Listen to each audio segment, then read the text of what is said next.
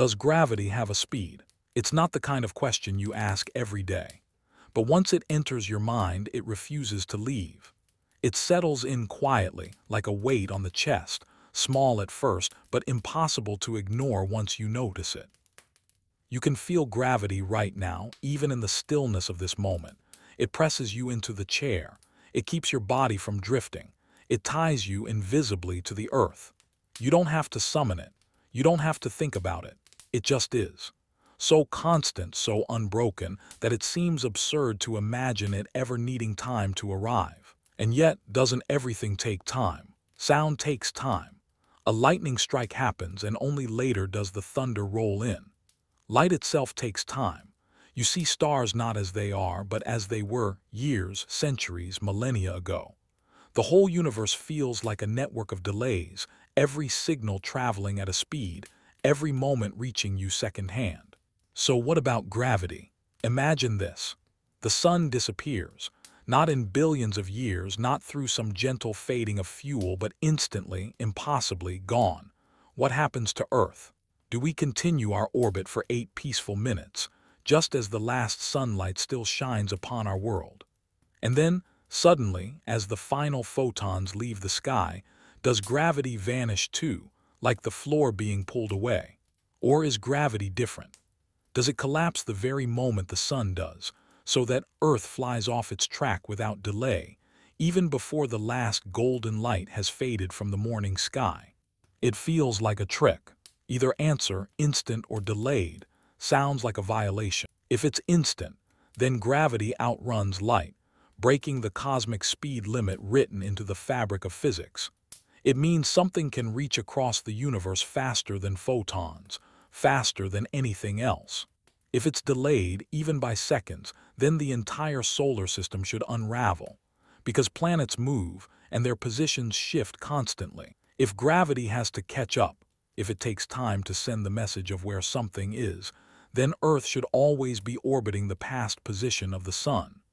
The dance of planets should wobble, drift, collapse into chaos. And yet it doesn't. The orbits are steady. The paths are elegant. Night after night, the planets appear exactly where we expect them, as though gravity knows something we don't. This is the puzzle that greets you at the edge of thought. A question simple enough to ask in a classroom, but deep enough to keep physicists awake at night. Does gravity have a speed? You sit with it for a moment. You let it weigh on you like the very force you're trying to understand. You notice how strange it feels to even imagine gravity moving. After all, isn't it just there? Isn't it the background, the ground beneath you, the pull on your muscles, the reason oceans don't drift away into the sky? Science at its core is suspicious of what feels obvious. Obvious is dangerous. Obvious blinds you to the deeper story. Think of it, for most of human history, people believed the sun circled Earth. It was too obvious not to. Every morning it rose. Every evening it fell. To believe otherwise was to betray your senses. And yet that obvious truth was wrong. What if gravity hides a similar trick? Perhaps it moves, perhaps it flows, perhaps it travels across the cosmos like an invisible messenger, faster than anything you can see, but not instant, not eternal, not everywhere at once. Or perhaps it does something stranger, something that doesn't fit into the ordinary categories of fast or slow. The thought lingers with you, the quiet strangeness of it. You realize the question isn't about stars or planets, not really. It's about cause and effect, about what can touch what, about how the universe allows things to communicate. If gravity has no speed, if it acts everywhere at once, then distance itself doesn't matter. Space shrinks, becomes irrelevant. That's a universe of instant connections, of invisible threads tying everything together in a single, simultaneous knot. But if gravity does have a speed, then it becomes like light. Finite, limited, bound by distance. That's a universe of delays, where even the pull of the sun must travel, where every force is just another message written on the slow paper of spacetime. Both versions feel unsettling. Both versions carry weight. You close your eyes and picture it, Earth circling the sun. The vast orbit, millions of miles wide. Imagine the sun suddenly gone, the emptiness where it should be. Do we continue for just a little while following its ghost, or do we veer away instantly as though the bond is cut in the same moment? You picture not just Earth, but every planet, every moon, every rock drifting in that sudden absence. Saturn with its rings like a frozen whirlpool. Jupiter with its storm the size of Earth itself. Tiny Pluto, out at the edge, nearly forgotten. All of them held in their paths by gravity, all of them waiting for the sun's command. Does that command arrive with a delay? Or is it already everywhere, written into their paths before they even take a step? You imagine even further, a star collapsing in some distant galaxy, its pull stretching across unimaginable light years. If gravity has a speed, then those ripples must take time to reach us. They must travel like messengers across the night. But if it has no speed, then we are connected instantly, no matter the gulf. It leaves you suspended, unsure which to believe. And in that uncertainty, something begins to stir. The realization that this question is not just about physics, it's about reality itself, about what it means for one thing to affect another, about what it means for the universe to move, to breathe, to hold itself together. Does gravity have a speed? Or is gravity the very thing that makes speed possible in the first place? The night feels a little heavier, the ground beneath you a little more mysterious, and you realize this question is only the beginning. You're left holding the question like a stone in your hand. Does gravity have a speed? It feels smooth, simple, almost weightless. But when you lift it to your mind, you feel its density, heavy, solid, a question shaped by centuries of thought. You try to rest in it, to let your imagination circle around the puzzle as the earth circles the sun. And immediately, another thought presses in. How do you even measure such a thing? You can't see gravity, you can't taste it or bottle it. You can't watch it flow past the way you watch the shimmer of heat rising from a summer road. It has no color, no sound, no obvious footprint. You only see its work, the way it bends paths, the way it ties things together. It's like asking, what color is silence? What shape is time? Still, the question demands an answer. And answers, historically, have always begun with intuition. You look to the world, you trust your senses, you build from what feels true. So what does intuition tell you about gravity? That it's immediate, that it doesn't wait.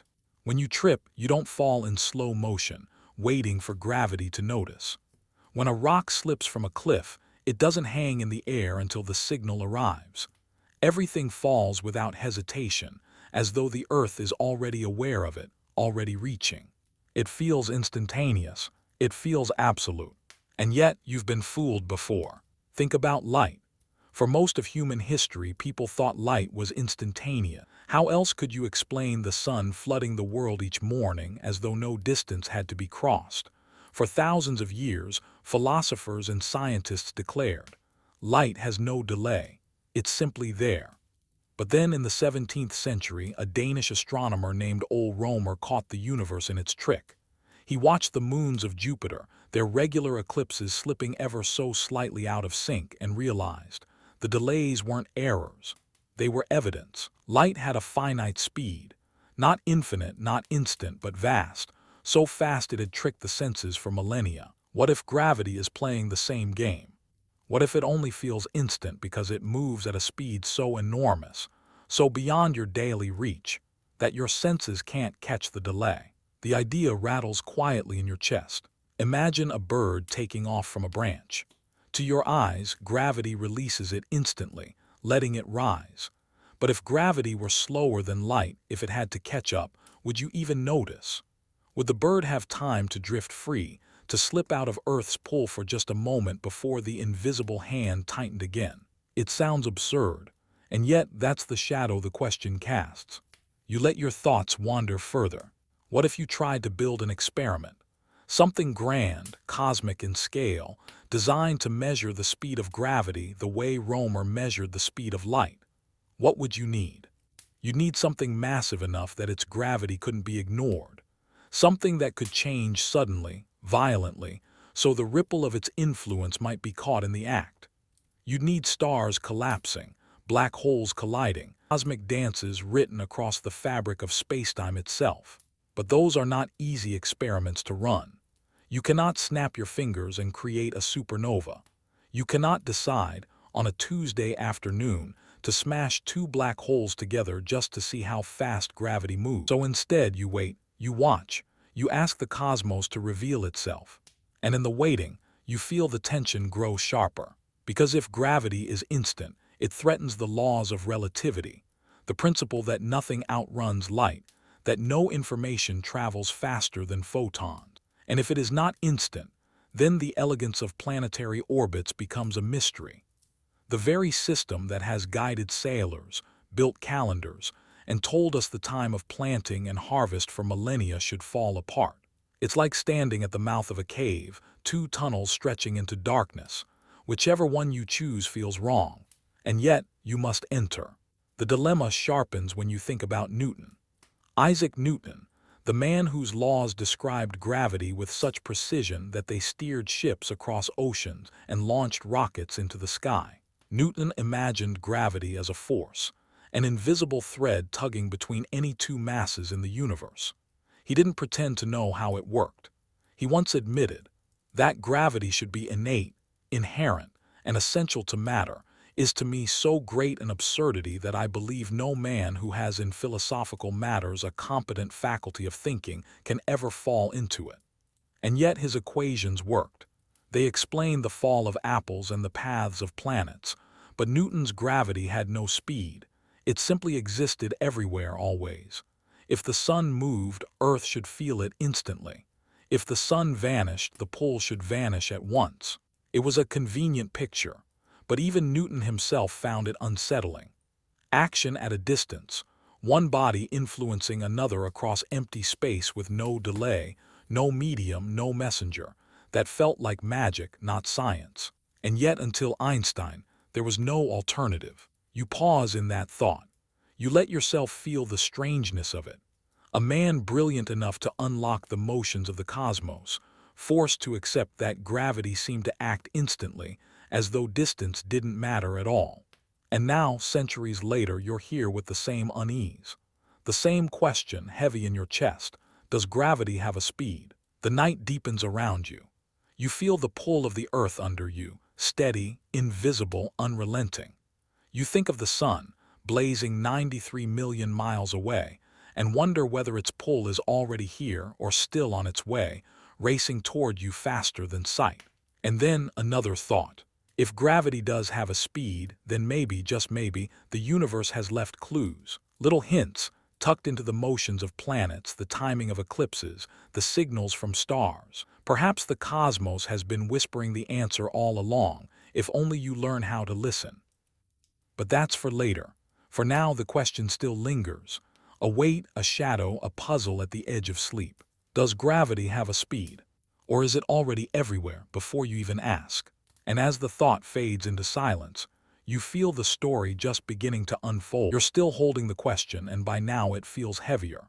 What began as a curiosity, does gravity have a speed, is starting to show its layers.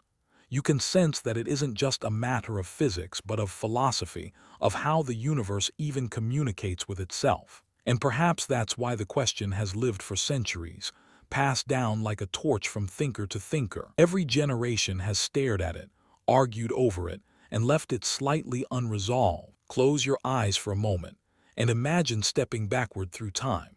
You find yourself in the 17th century, in a world lit only by candles and stars. No rockets, no telescopes sharp enough to reveal galaxies, no equations as deep as relativity. Only the human mind, peering at the sky and trying to make sense of its motions. Here you meet Newton, wrestling with the problem of gravity. He gives the world his laws, perfect tools for predicting orbits and tides. With them, sailors cross oceans with newfound certainty. Planets reveal their paths with clockwork regularity. Even comets, wild wanderers of the sky, can be charted. But there's a catch. In Newton's universe, gravity acts instantly. If the sun moves, Earth knows. If the sun vanishes, Earth knows. No delay, no travel, no messenger. It works on paper. It explains everything. But it gnaws at Newton himself. Action at a distance. How can that be? How can one object tug another across emptiness, with no medium between them, no signal? Even in Newton's own words, it was an absurdity, and yet no one had a better answer. For centuries, the world simply lived with this strangeness, that gravity might not have a speed at all. You open your eyes again, back in the present, but the unease lingers. Even now, with all our knowledge, the question still refuses to let go. Because if Newton was wrong, if gravity does have a speed, then we must explain why the solar system has not unraveled, why Earth does not orbit the sun's past position, why the harmony of planets persists without chaos. And if Newton was right, if gravity is instant, then something even stranger must be true. The universe must allow influence without travel, without signal, without time. A thread stretched infinitely fast, ignoring the very rules that hold everything else in check. You sit with the contradiction. It's uncomfortable and yet oddly soothing, like watching waves crash endlessly against the shore. Back and forth, two impossible answers, neither one quite fitting. And then your mind drifts to Einstein. Picture him, hair untamed, eyes bright, walking alone in Bern, Switzerland. The year is 1905, and the world has not yet heard of relativity. He is not yet a legend, only a patent clerk with a restless imagination. Einstein asks a different kind of question. What if you could ride alongside a beam of light? What would you see? That thought experiment, simple and almost childlike, would change everything. Because Einstein realizes that light always moves at the same speed, no matter where you are, no matter how you chase it. That speed, finite, fixed, unbreakable, becomes the cornerstone of relativity. And if nothing can outrun light, then gravity cannot be instant. It cannot leap across space faster than photon. If it does, relativity collapses. Cause and effect unravel. The universe itself becomes inconsistent. So Einstein begins to reshape the question. Maybe gravity isn't a force at all, not in the Newtonian sense. Maybe it doesn't need to move through space. Instead, maybe it is space. The bending, the warping, the shape of spacetime itself. You let that thought sink in. Gravity not as a rope stretched between bodies, but as the curve of the stage they move upon. The sun doesn't tug Earth. The sun bends space. Earth simply follows the curve. It sounds elegant, and it is. But it also raises a new puzzle. If the sun suddenly moved, how fast would that ripple of distortion travel through spacetime? How fast would the curve itself change? Einstein's equations suggested an answer. The speed of light. Gravity, like light, would ripple outward at a finite rate, carried not by magic threads but by waves in the very fabric of the cosmos. But at this point in history, it was only an idea. A breathtaking idea, yes, but unproven, untested, and strangely fragile. And here you are again, circling the same mystery. Instant or finite, everywhere at once, or traveling like a messenger across space. The strangeness of it keeps you awake. You realize that the question is not just physics, it's about the texture of reality. What does it mean for something to act on something else? What does it mean for the universe to have rules, and for those rules to be consistent? You imagine gravity as a language, every mass speaking to every other mass. The Earth to the moon to the tides, the sun to the planets, the black holes at the edge of the universe whispering across billions of light years. If it's instant, then this language is telepathic. Every speaker knows the other's words at once, no distance required. A kind of universal mind. If it's finite, then this language is like sound or light. A conversation with delays. The words must travel. By the time they arrive, they are already the past. Both images are haunting, both feel possible. And you realize something important. The unease you feel is not a flaw. It's the sign you are brushing against the edge of understanding, the thin membrane between intuition and discovery. Because questions like this, questions that refuse easy answers, are exactly the ones worth keeping. They are the questions that slow you down, that quiet the noise, that pull you into the deep water of thought. The question remains, heavy, simple, unrelenting. Does gravity have a speed?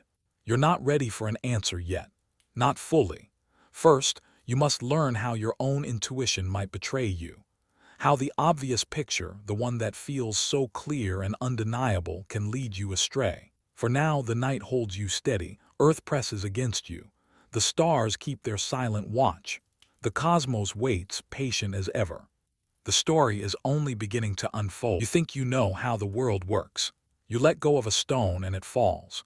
You feel the earth tugging on you, steady, immediate, invisible.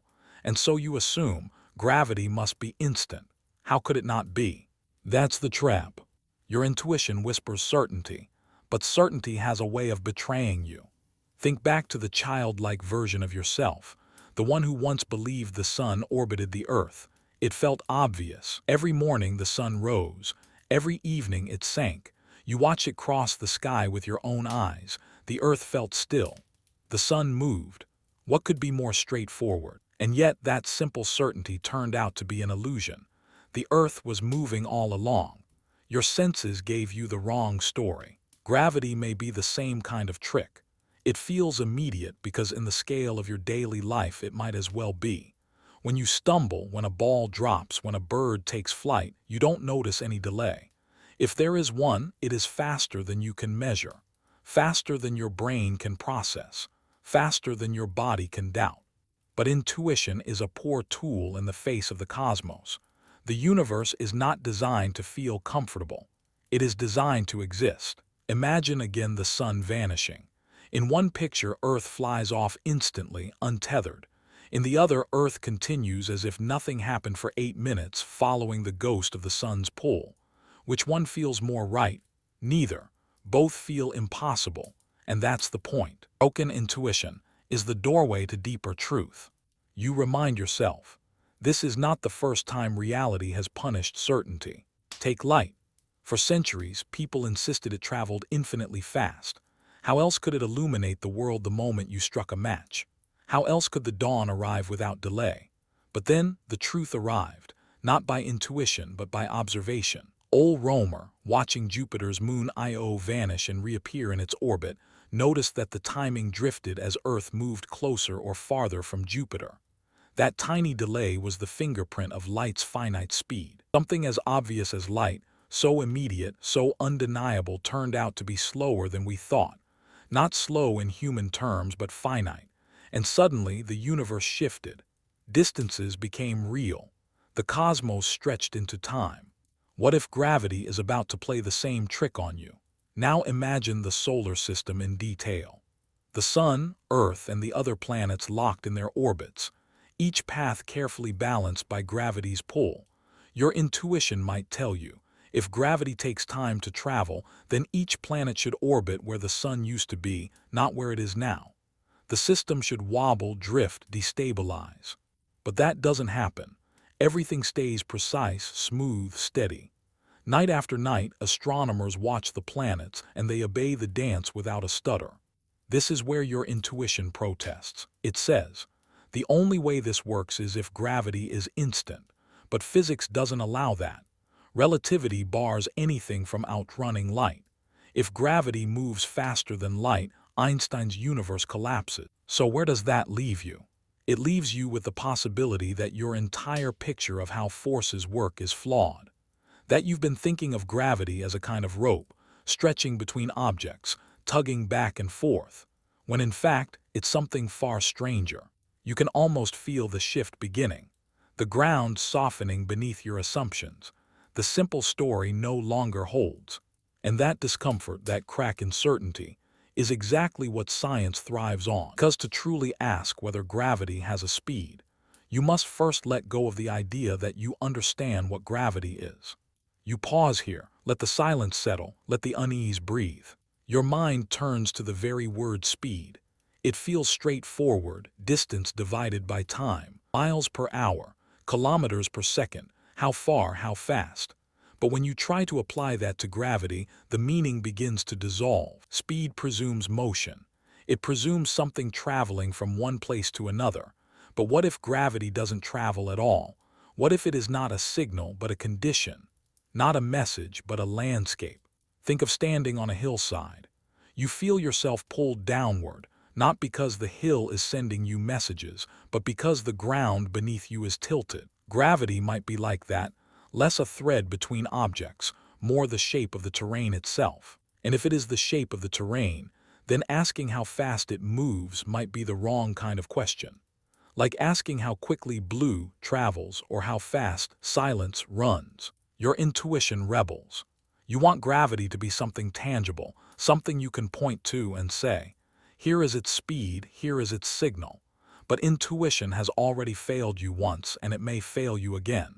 The more you think about it, the more the question seems to double back on itself. If gravity is instant, it defies relativity. If gravity is delayed, it defies orbital stability.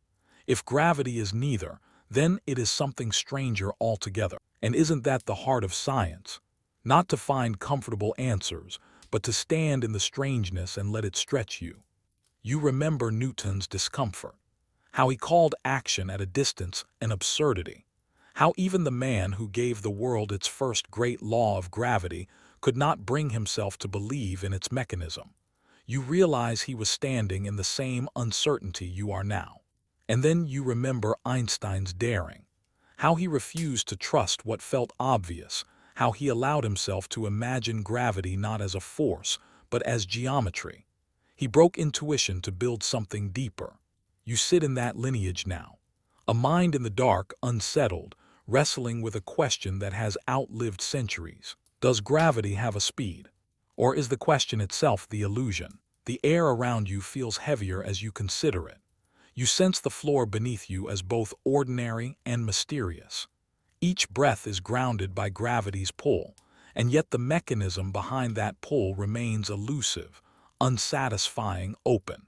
And maybe that is where you're meant to be for now, in the gap between what feels true and what is true, in the broken place where intuition gives way to discovery. The question remains unanswered, but it has already begun to change you. You sit with the discomfort of it. Gravity feels immediate, unbroken, inevitable. And yet every layer you peel back reveals another contradiction. This is the way intuition breaks, not with a loud snap, but with a slow unraveling. At first, everything feels obvious.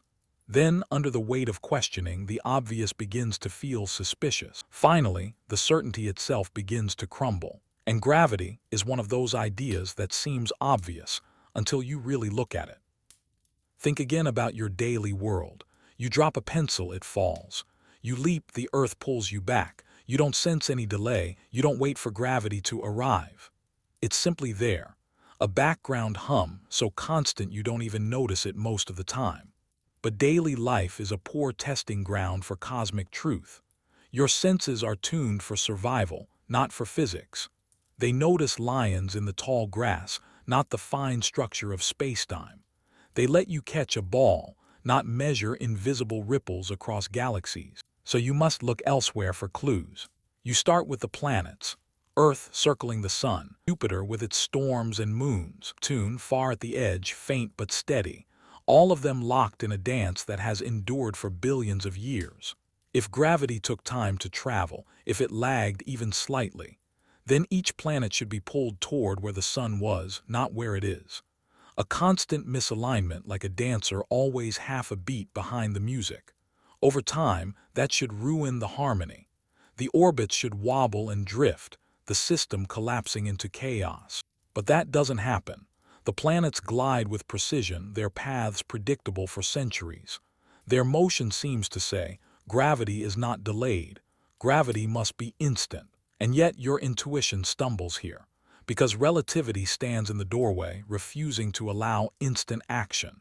Nothing outruns light. No message, no signal, no force.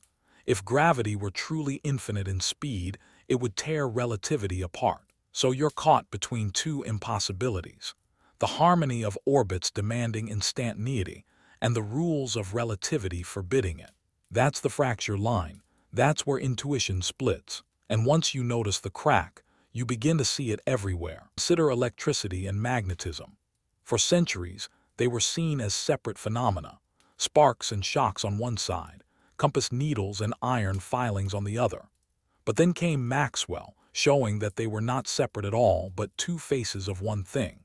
His equations described how changing electric fields create magnetic fields, and changing magnetic fields create electric fields, dancing together in endless feedback. And hidden in those equations was a speed, the speed at which those ripples moved, a number that turned out to match the speed of light itself. Suddenly, light was revealed not as a mystery of its own, but as an electromagnetic wave racing through the cosmos. Once again, intuition had been tricked. What seemed like two forces turned out to be one. What seemed like instant illumination turned out to be finite, though impossibly fast. And so you wonder, what if gravity is about to do the same? What if it too is not what it seems? You pause, let the thought sink in. Because the deeper you go, the more you see how much of science is built on broken intuitions. Once people believed heavier objects fall faster than lighter ones. It feels obvious when you drop a stone and a feather, until you remove the air and watch them fall together. Once people believed time itself was universal, flowing steadily everywhere for everyone like a single river. It feels obvious. Your watch ticks, your heartbeat beats, the seconds pass. And yet Einstein shattered that too. Time bends, stretches, dilates. A second for you is not a second for everyone. Once people believed space was empty, a void, a stage upon which events play out. It feels obvious. Between you and the stars there is nothing, just distance. And yet space itself bends, warps, vibrates. It is not an emptiness but a fabric. Every one of these obvious truths turned out to be illusions. So why should gravity escape? You lean back in your chair, staring at the ceiling and feel the pull of Earth on your body. You let the thought wash over you.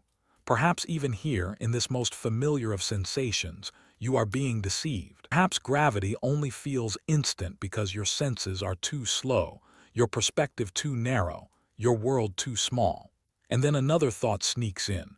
Perhaps gravity is not instant, not infinite, but not simple either.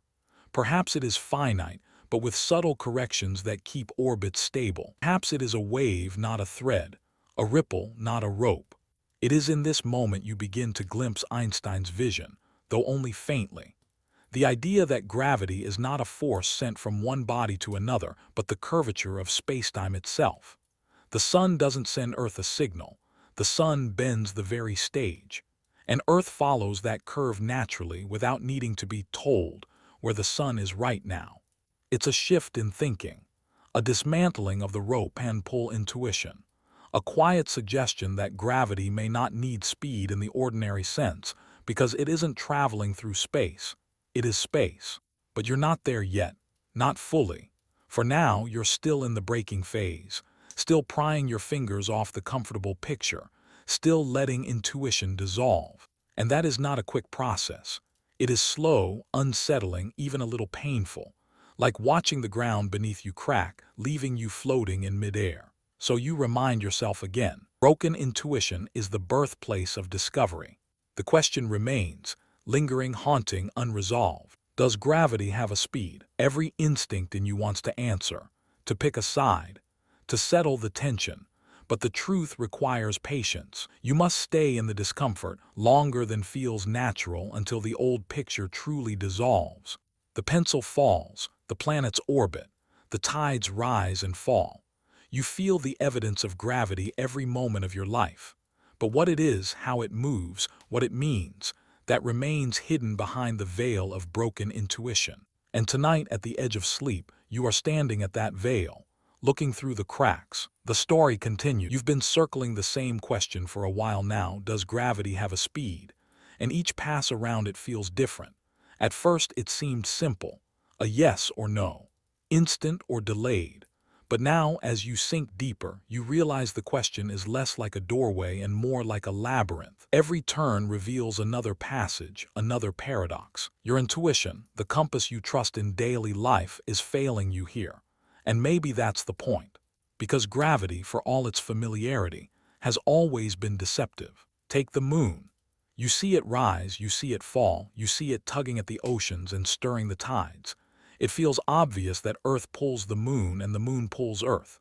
Two bodies exchanging invisible force. And yet, step inside the mathematics of relativity and that picture crumbles. The moon isn't being pulled at all. It's falling freely, endlessly, wrapped into a curved path by the shape of space. Your intuition imagines tension, ropes, connections. Reality offers something subtler, stranger, more abstract: geometry. And geometry does not travel. Geometry does not need speed. Already the ground beneath you is shifting. The most familiar picture, the sun tugging Earth, Earth tugging the moon, is not just incomplete but misleading. A child's sketch compared to the complexity of the real thing. You sit with this discomfort. You let yourself admit, perhaps you don't know what gravity is at all. But that admission itself is a kind of clarity. Because once you let go of the illusion of certainty, you are free to see the hidden contradictions. You return again to the thought experiment of the vanishing sun. You've carried it with you through every part of this journey, and it still unsettles you. If the sun disappeared, would Earth feel it instantly? Or would it glide along for 8 more minutes, orbiting a ghost of the sun's past self? Intuition offers both answers, and both feel wrong. But think more carefully. Imagine you are watching, not from Earth but from far above, perched at a cosmic balcony. You see the sun blink out of existence. The light begins its journey outward, a silent farewell racing at 186,000 miles per second. 8 minutes later, it will reach Earth. But what of the fabric itself? The invisible scaffolding of space-time that the sun was bending? Does it collapse immediately, faster than light, or does it ripple outward at the same finite speed? Your intuition balks at the idea of rippling space-time. After all, you can picture ripples on a pond, sound waves in the air, even electromagnetic waves carried on invisible fields. But ripples in space itself? That feels like too much. It feels unreal, almost absurd. And yet, every path you've taken so far leads here. Gravity, you begin to realize, is not a rope. It is not a signal darting across empty space. It is not a mysterious instant connection. It is the architecture of reality itself, bending, curving, rippling. And if that is true, then asking about its speed is no longer about force. It is about how fast the architecture can change. This is where your intuition resists hardest, because the very idea of space changing feels alien. You live your entire life assuming space is a backdrop, a stage, a container. It holds events, but it is not itself an event.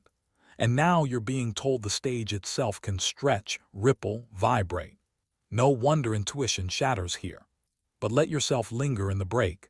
Don't rush to patch it with answers. Stay with the strangeness. Because when intuition fails, imagination awakens. You begin to imagine the universe differently. Not as objects tugging one another across emptiness, but as travelers moving on a restless stage. Every star, every planet, every pebble is an actor walking across a shifting floor. The floor bends beneath them, guiding their steps, curving their paths. And if something massive shifts suddenly, if a star explodes or 2 black holes merge, the floor itself trembles. The ripple races outward, carrying the news of change. Does that ripple move instantly? Of course not. Nothing does. Not light, not sound, not even thought. The ripple must have a speed. And here at last, intuition begins to crack open enough to let you glimpse possibility. Perhaps gravity is not instant. Perhaps it is fast, unbelievably fast, but finite. Perhaps it moves the way light does, as a wave, a ripple, a disturbance spreading across the fabric of space-time. You sit with this picture, and for the first time, the contradiction begins to soften. The impossibility begins to feel like a clue. If this is true, then Newton's discomfort makes sense. He lived before space-time, before relativity, before the idea that geometry itself could ripple. To him, action at a distance felt absurd, but no alternative existed. So he accepted the absurdity. He had no choice. And if this is true, then Einstein's vision makes sense too. His equations, strange and abstract as they seemed, pointed toward a new possibility. That gravity does not leap instantly across the cosmos, but moves at the finite speed of light. Your intuition is still uneasy. It wants proof. It wants to see these ripples, to measure them, to hear the echo of a collapsing star as space-time itself trembles. It wants more than philosophy. And soon you will get it, but not yet. For now, you remain in the brokenness. Gravity feels both instant and finite, both everywhere and delayed. The tension has not resolved, and that's how it should be. You are in the necessary in-between, the space where assumptions collapse and new possibilities begin to emerge. You let your thoughts wander out to the stars. Imagine all the unseen events. Black holes colliding in distant galaxies, neutron stars spiraling together, entire suns imploding into darkness. If gravity truly ripples, then each of those events is sending out waves, waves that may still be on their way here, crossing billions of years of distance, racing at the speed of light.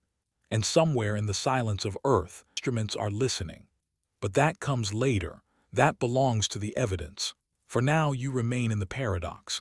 The pencil still falls, the planets still orbit, the tides still rise, gravity is still there, steady as breath. And yet, the story you tell yourself about how it works is no longer trustworthy. This is what broken intuition feels like. Disorientation, unease, wonder, the tearing down of what felt certain. You're not lost, you're preparing. The answer lies ahead. But first, you must fully release your grip on the illusion of certainty. Does gravity have a speed? You still don't know. And that's exactly where you need to be. The night deepens, the stars look down. The question hangs between you and the cosmos, heavier than ever. The story continues.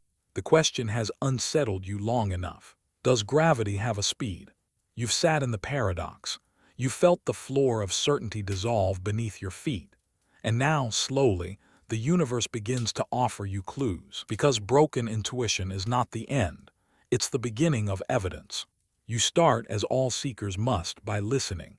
Not to your own instincts, but to the cosmos itself. Imagine the Earth as an observatory.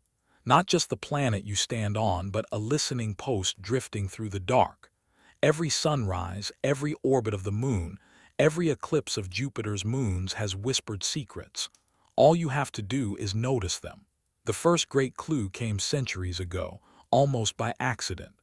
The same man who measured the speed of light, old Romer, also left behind a puzzle that hints at gravity's pace. Romer was not asking about gravity. He was watching Jupiter's moon Io, timing its eclipses with careful precision.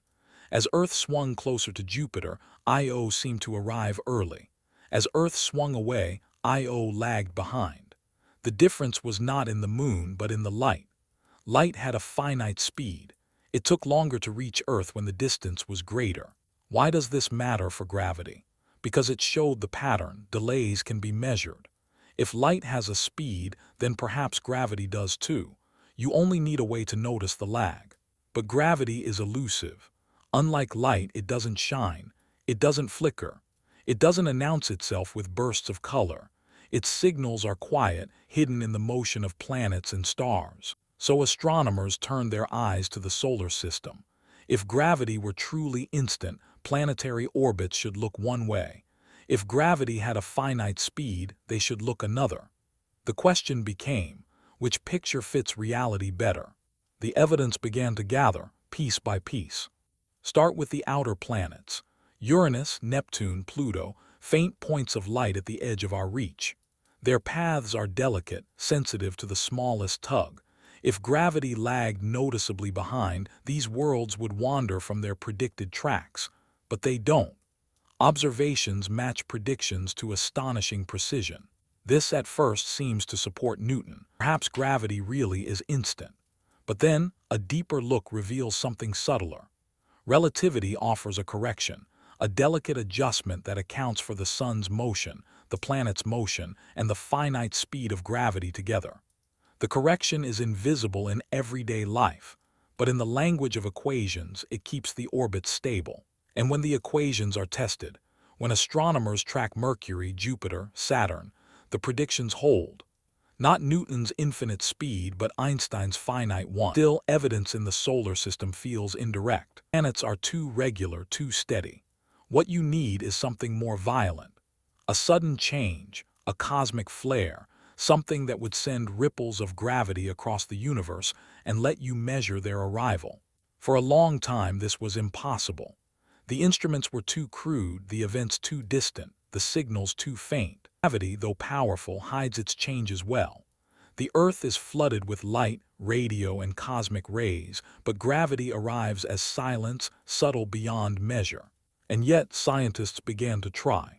In the late 20th century, radio telescopes offered a new clue. Astronomers studied pulsars, neutron stars spinning like cosmic lighthouses, flashing beams of radio waves with perfect regularity. One pulsar in particular, locked in orbit with another star, provided a test.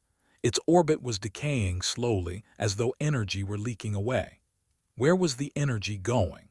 Einstein had predicted it: gravitational waves, ripples in spacetime itself, carrying energy outward at the speed of light. The pulsar confirmed it. The timing of its orbit matched the prediction with breathtaking accuracy. No delay, no discrepancy. The waves behaved exactly as relativity required. You pause here, let the weight of that sink in. Because for the first time, gravity's speed was not just an abstract debate. It had left a trace in the cosmos. A pulsar's orbit was shrinking, and the rate of that shrinkage told the tale. Gravity was not instant but fast. As fast as light. Still, you want more. You want to see the waves themselves, not just their effect. You want to catch the ripple as it passes by, feel spacetime stretch and squeeze in real time. And for that, you must wait until the 21st century. Until two enormous instruments, called LIGO, extend their arms across the Earth. Until lasers shine down tunnels miles long, measuring distances so precisely that they can sense distortions smaller than a proton. For decades, LIGO listened in silence. Then, in 2015, the silence broke. Two black holes billions of light-years away had collided. Their merger shook spacetime itself, sending ripples racing outward, and LIGO caught them. The waves arrived, faint but unmistakable. The timing of their rise and fall matched Einstein's equations perfectly. The speed of those ripples, the speed of light, no faster, no slower. You let yourself breathe in the enormity of that. After centuries of wondering, the evidence arrived. Gravity does have a speed. It is not infinite. It is not instant. It moves like light at a finite pace, swift but not untouchable. And yet you notice something. Even with this evidence, your intuition still resists, because you don't feel gravity traveling. You don't sense waves sweeping through you as stars collapse. The ground doesn't tremble, the air doesn't stir. The effect is too subtle for flesh and bone. You live in a world shaped by gravity, but not in a world where you can notice its speed. Only instruments can. Only equations can. And so the question lingers, even as the evidence stacks higher. Does gravity have a speed? Yes, the experiments whisper. Yes. The pulsars, the black holes, the detectors, they all point the same way. Gravity ripples, and those ripples move at the speed of light. But for now, you don't rush to the conclusion. You let the evidence gather like stones on a cairn, building slowly, carefully. Each observation, each experiment, each ripple is another layer. You are beginning to see the outline of an answer, but the picture is not yet complete. The silence of the cosmos is not empty. You know this now. It hums with hidden rhythms, patterns too faint for the ear, too slow for the eye. Gravity, quiet and invisible, leaves its mark in the timing of stars, in the curves of orbits, in the trembling of spacetime itself. And as you follow the trail of evidence, the story of gravity's speed begins to sharpen. You return to the pulsars, strange, dense remnants of stars spinning hundreds of times a second, beaming out pulses of radio waves like lighthouses in the void. To the human ear, their signals would sound like a metronome. Tick, tick, tick, so precise you could set your watch by them. But one pulsar in particular told a deeper story. It circled another star in a tight, fast orbit. Every tick of its pulse could be timed with exquisite accuracy, and over years, astronomers began to notice a change. The orbit was shrinking. The two stars were spiraling slowly toward each other. Where was the lost energy going? The system was not colliding, not yet. Nothing visible explained the drain. And yet, the timing was exact. Energy was leaving, and it was leaving in a way Einstein had predicted long before. Gravitational waves, ripples in spacetime. Einstein had written them into his equations almost reluctantly, not sure they would ever be detected. Waves of geometry itself, traveling outward at the speed of light. And here, in this pulsar system, the prediction was fulfilled. The orbit decayed at precisely the rate those waves would carry energy away. It was indirect evidence, yes, but powerful, like seeing the wake of a ship without glimpsing the ship itself. The waves were real, and they moved as Einstein said they would, not infinitely fast, not sluggish, but at the cosmic speed limit of light. You pause here and imagine it. Two neutron stars, dense enough to crush mountains into dust, circling each other in a cosmic waltz. Their gravity so fierce it warps spacetime around them. Each turn sends out ripples, like the surface of a pond quivering after a pebble falls, though this pond is spacetime itself, and the ripples are silent to the human ear. Those ripples race across the universe at light speed. Not instant, but unimaginably swift. By the time they reach Earth, they are faint, fragile, barely noticeable. And yet, with patience, they can be detected. And that's where the story shifts. For decades, gravitational waves were a theory waiting for proof. Then came LIGO, two giant observatories, one in Louisiana and one in Washington, each built like an enormous L with arms 4 kilometers long. Inside those arms, lasers stretched and bounced between mirrors, forming an interferometer so sensitive it could measure distortions in spacetime smaller than a proton. At first, LIGO heard nothing, just silence, years of silence. Skeptics doubted. Some whispered that gravitational waves would remain forever beyond our reach. But then, in September 2015, the silence broke. Two black holes, more than 1 billion light-years away, spiraled together and collided. The energy of the merger was unimaginable. For a brief moment, it outshone all the stars in the visible universe. Not in light, but in gravitational waves.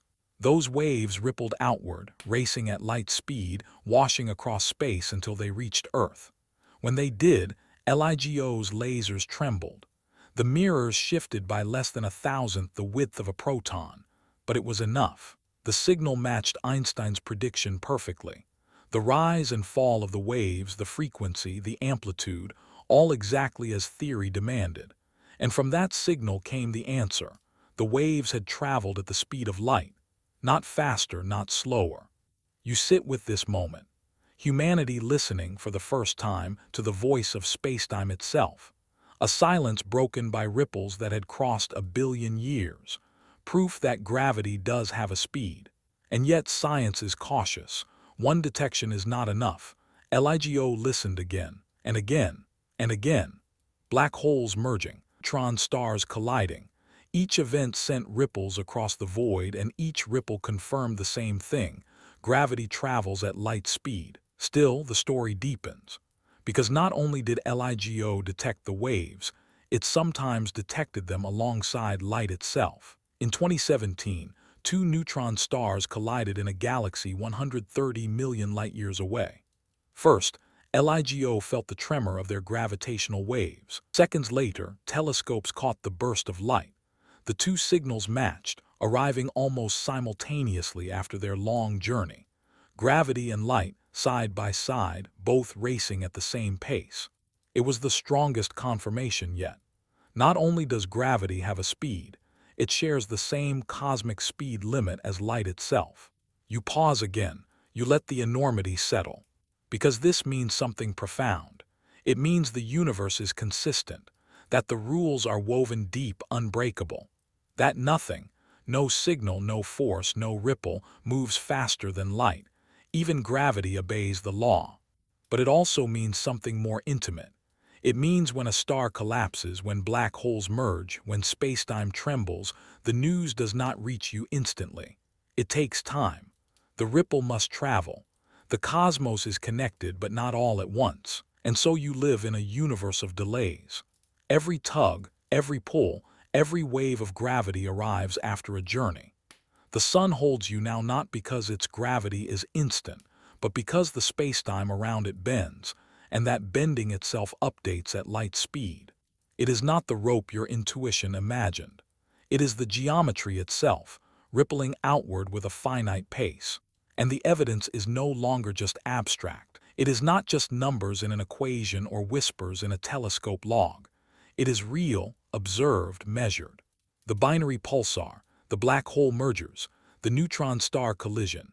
Each one adds a stone to the cairn, building higher, stronger. Gravity has a speed. That speed is the speed of light. But as you sit with this evidence, another thought stirs. If gravity has a speed, then it is possible to be too late. Somewhere in the universe, even now, a star may have collapsed, a black hole may have formed, a planet may have been destroyed. The gravitational waves from that event are on their way, but they have not arrived yet. You are always living slightly in the past, waiting for space-time to deliver its news. And when it comes not as light, not as sound, but as a silent trembling of the universe itself. You breathe in the thought, you let it weigh on you. The evidence is clear, the speed is real, but the question that began this journey has transformed. It is no longer just about speed, but about what that speed means, for causality, for connection, for the very nature of reality. The stack of evidence grows taller, and with it, the mystery grows deep. The evidence has begun to gather, but you are not finished yet. Not when the question is this vast. Not when the cosmos has had so many chances to leave fingerprints. Does gravity have a speed? The pulsars answered in whispers. The black holes thundered. The neutron stars lit the sky with confirmation. But the search for proof did not begin with LIGO. Long before lasers measured ripples smaller than protons, scientists turned to the closest laboratory available, the solar system itself. Because if gravity were infinite in speed, planets would orbit one way. If gravity were finite, they would orbit another. And with each passing century, our instruments became sharp enough to tell the difference. You picture the solar system now as a vast clockwork, gears turning in silence. Each orbit a gear tooth, each rotation a tick of the mechanism. If gravity lagged even slightly, the clock would drift, wobble, lose time. And yet the clock does not drift, not noticeably. The gears stay locked, steady, precise. At first glance, this feels like Newton's picture, instant gravity, tugging without delay. But when you look deeper, when you fold Einstein's corrections into the equations, the harmony becomes even sharper. Mercury provides the first clue. The smallest planet orbiting closest to the Sun, moving so fast its path precesses, shifts, over time. Newton's gravity could explain most of that precession, but not all. There was a small leftover, a tiny anomaly, a whisper of something missing. Einstein filled that gap. His equations, with gravity limited to the speed of light, accounted perfectly for Mercury's motion. No lagging, no wobble, no chaos, just elegance. Then came Jupiter. With its mass, its moons, its enormous gravitational presence, Jupiter became another testing ground. Its orbit, too, showed no sign of chaos. Predictions matched observations, and the match required relativity's finite speed of gravity. Saturn, Neptune, Pluto the same. Everywhere astronomers looked, the solar system confirmed Einstein's picture. Gravity does not act instantly but propagates at light speed, with subtle corrections that keep the orbit smooth. And the more precise our measurements grew, the more solid the evidence became. In the 1970s, radio telescopes aimed at quasars, bright beacons at the edge of the universe, provided another test. When Jupiter passed in front of one, its gravity bent the quasar's radio waves, shifting their apparent position in the sky. The bending was predicted by relativity, and the timing depended on the speed of gravity. The observations matched Einstein's finite speed picture perfectly. You pause here, imagining it. A distant quasar, billions of light-years away, its light bent ever so slightly by Jupiter's passing mass. A subtle experiment, but in that subtlety lies a profound truth. The bending happened not as if Jupiter's gravity were instant, but as if it traveled at light speed, updating the geometry of spacetime in real time. Still, science does not stop at subtle. Sometimes, it builds grand machines to catch spacetime itself in the act. You turn your thoughts to Gravity Probe B, launched in 2004. A satellite carrying the smoothest spheres ever made by human hands, each spinning freely in orbit. If gravity moves at finite speed, if spacetime itself bends and twists around Earth, then those gyroscopes would slowly drift, tilted not by force, but by the very shape of spacetime. And they did. The measurements were small, delicate, almost imperceptible. But they matched relativity's predictions, confirming again that gravity is not instantaneous, but bound by the cosmic speed limit. Then there is frame dragging, the idea that as Earth spins, it drags spacetime with it like a spoon swirling honey. If gravity were instant, there would be no delay in that dragging. If gravity were slower, the effect would twist differently. But measurements showed it matched Einstein's equations, where gravity's influence spreads at the speed of light. Each experiment adds another stone, each measurement another layer. The solar system, the gyroscopes, the pulsars, the black holes, the neutron stars, all point to the same answer. Gravity has a speed. That speed is the speed of light. You breathe it in slowly, the weight of evidence pressing against your chest. And yet you notice something. Even with the evidence stacked high, the question still lingers in your imagination. Not because the science is uncertain. It is not. But because the human mind resists the strangeness. You still want gravity to feel immediate. You want to believe that the sun's pull is already here, already everywhere, woven into the fabric without delay. You want certainty. But what you have instead is something subtler. A universe that moves, updates, ripples at a finite pace. And somehow, that feels more beautiful. Because if gravity has a speed, then the universe is alive with messages. Every massive event sends out ripples, every merger a telegram, every collapse a signal racing through spacetime. You are not bound by instant threads but connected by waves, each one telling you what happened, long after it happened. And those signals are not silent anymore. Humanity has built ears sensitive enough to hear them. LIGO and its siblings, Virgo in Italy, KAGRA in Japan, listen constantly now, catching wave after wave. Black holes merging, neutron stars colliding, the universe speaking in a language of ripples. Each detection confirms the same law. Gravity and light move together. They race neck and neck, tied to the same cosmic limit. But with each detection comes a deeper wonder. Because if gravity has a speed, then the universe has horizons. There are events happening right now whose ripples have not reached you yet. Somewhere far beyond, black holes are merging. Their waves are on the way, still millions of years from Earth. You live always in the past, waiting for the universe to catch up.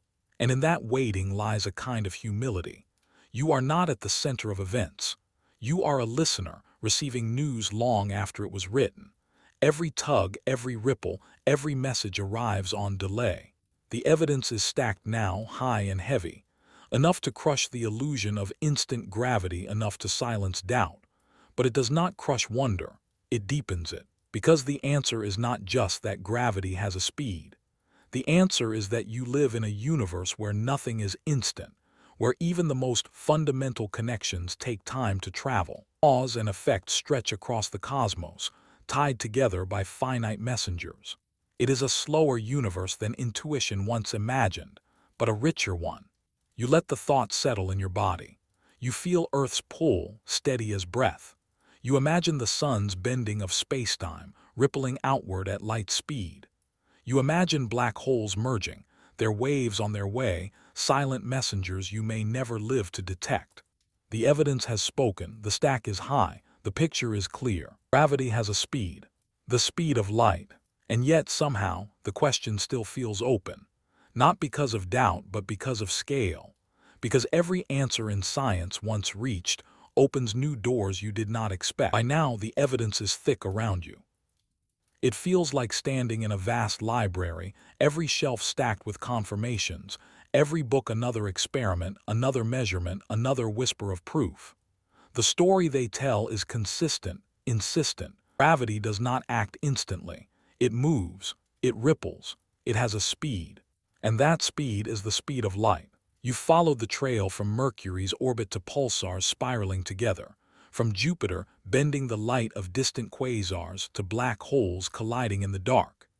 Each piece of evidence has stacked neatly atop the last, forming a tower too high to ignore. But before you leave the evidence stack behind, you pause. You breathe. You let yourself absorb not just the facts but the texture of them. Because evidence is more than numbers, it is story. And the story of how humans measured gravity's speed is as wondrous as the result itself. You start again with LIGO. The black hole mergers it detected were more than just proof of Einstein's equations. They were the first direct evidence that gravity carries information at a finite pace. Imagine the alternative. If gravity were instant, the waves could not exist. The ripples themselves are the proof. A pond does not ripple infinitely fast. It ripples with a pace, a rhythm. So too with spacetime. Each wave that passed through Earth was like a cosmic announcement. Here is the speed of gravity. Watch as I move. Then came the neutron-star collision in 2017. Not just waves this time, but light. A double confirmation. Two signals racing side by side across 130 million years of distance. And when they reached Earth, they arrived together, almost perfectly synchronized. If gravity were instant, the waves would have arrived first. If gravity were slower, they would have lagged behind. Instead, they tied with light neck and neck. The finish line crossed together. The timing was so precise that scientists could rule out any difference greater than 1 part in 1015. That's like comparing the thickness of a sheet of paper to the width of the Milky Way galaxy. In other words, as far as human instruments can tell, gravity and light are inseparable in speed. And you let that detail sink in. For millions of years, those ripples and photons crossed the void, neither one gaining nor losing. Not a second apart, not a heartbeat, just together. The universe is consistent, the rules hold. But LIGO was not the only ear listening. Virgo in Italy and later KAGRA in Japan joined the search. With more detectors, the signals could be triangulated, pinpointed, their timing checked and rechecked. Each new event confirmed the same truth. Gravity does not cheat. It does not outrun light. It keeps pace, as if bound to it by a cosmic contract. You sit with that image. Light and gravity, side by side, racing through spacetime. Not rivals, but partners. Two messengers carrying different kinds of news, bound by the same speed. Light tells you what the universe looks like. Gravity tells you how the universe bends. Together, they weave the story of reality. And yet there is more, because even before gravitational waves were detected, the solar system had already spoken. The timing of pulsars, the bending of light, the precession of Mercury, all were clues pointing the same way. Think of the solar eclipse of 1919. Einstein had predicted that light passing near the sun would bend, not just a little, but twice as much as Newton had expected. And when the eclipse came, when the sun's glare was hidden, astronomers measured the stars around it. They were shifted, exactly as Einstein said. At first glance, this was an experiment about light, but hidden in it was gravity's speed. Because the bending depended on spacetime's geometry, and that geometry updated at light speed. The stars appeared displaced not because gravity was instant, but because it rippled outward with the same pace as photons. Everywhere you look, the pattern repeats. The gyroscopes of Gravity Probe B, drifting in Earth's orbit, tilting in just the way relativity predicted. The radio waves bent by Jupiter's passing mass, confirming finite propagation. The shrinking orbits of binary pulsars, matching the energy carried away by waves moving at light speed. Each piece alone might feel uncertain. Together, they form a chorus. And yet, even as the evidence stacks high, your mind hesitates, because part of you still clings to the intuition of instantaneity. The pencil falls too fast, the tides rise too smoothly, the orbits hold too perfectly. Your senses whisper, gravity must already be here everywhere without delay. But the instruments whisper louder. No, it moves, it ripples, it waits. And this, you realize, is where evidence must always lead you. Away from the comfort of the senses, into the reality of what the cosmos actually does. You think again of Einstein, walking the streets of Bern, imagining himself riding alongside a beam of light. He could not see it with his eyes. He could not measure it with instruments. But he trusted the consistency of the laws, the elegance of the equations. He trusted the universe more than he trusted intuition. And history rewarded him. Now with lasers stretching across kilometers, with telescopes tuned to distant quasars, With detectors buried in mountains, humanity has confirmed what Einstein only imagined. Gravity has a speed. It is finite. It is light speed. You pause again, you let the silence fill. Because here at the top of the evidence stack, the answer feels complete, heavy, solid. The tower of proof looms above you, undeniable. And yet, you sense there is still something fragile in it, something open. For all the experiments, all the confirmations, the question still echoes with unease, because speed itself feels slippery here. What does it mean for the fabric of spacetime to ripple? What does it mean for geometry to have a pace? You are not doubting the evidence. You are sensing the next layer, the counter case, the challenge, the deeper mystery that evidence alone cannot silence. But that comes later. For now, you sit at the top of the evidence stack, looking down at the path you've climbed. From Newton's unease to Einstein's vision, from pulsars to black holes, from theory to detection. A path centuries long, written in patience and wonder. The question that began as a whisper, does gravity have a speed, now resounds like a bell. Yes, gravity moves, gravity ripples, travels at the speed of light. The tower of evidence stands tall. You've climbed it carefully, rung by rung, until the view feels certain, almost serene. Gravity moves at the speed of light. And yet, the higher you climb, the more the air grows thin. Certainty begins to shimmer like a mirage. For every answer, there is always another question hiding in its shadow. So you ask yourself, is the case really closed? Or is there room still for unease, for cracks in the foundation, for deeper mysteries disguised as solved puzzles? Because if science teaches anything, it's that answers never stand unchallenged. They invite scrutiny, provoke counterarguments, demand to be tested against doubt. And so you begin again, not with the evidence but with the challenges to it. The first challenge is philosophical. What does it even mean for gravity to move? You've been told it ripples, that disturbances in spacetime spread at light speed. But gravity is not a substance, not a particle flying across emptiness. It is geometry itself, the shape of spacetime. And geometry does not seem to need speed, it simply is. The Earth does not feel the sun pulling on it. It moves because the sun bends the spacetime around it, creating a valley in which Earth orbits like a marble rolling in a curved bowl. The sun doesn't send a signal across emptiness. It shapes the stage beneath your feet. If that's true, then what exactly is moving at the speed of light? The ripple, yes, the change in the stage when something shifts. But the background gravity, the ordinary pull of Earth holding you down right now, doesn't feel like it's moving at all. It feels present, continuous, unbroken. So you sit with the paradox. Gravity is both something that ripples at light speed and something that simply is, already everywhere, woven into the shape of the world, instant and finite, depending on how you look. The second challenge is intuitive. You return again to your senses. The falling pencil, the tug of tides, the orbit of Earth. None of these betray any hint of delay. If the sun shifted slightly, would Earth really wait 8 minutes to notice? Your mind rebels against the image.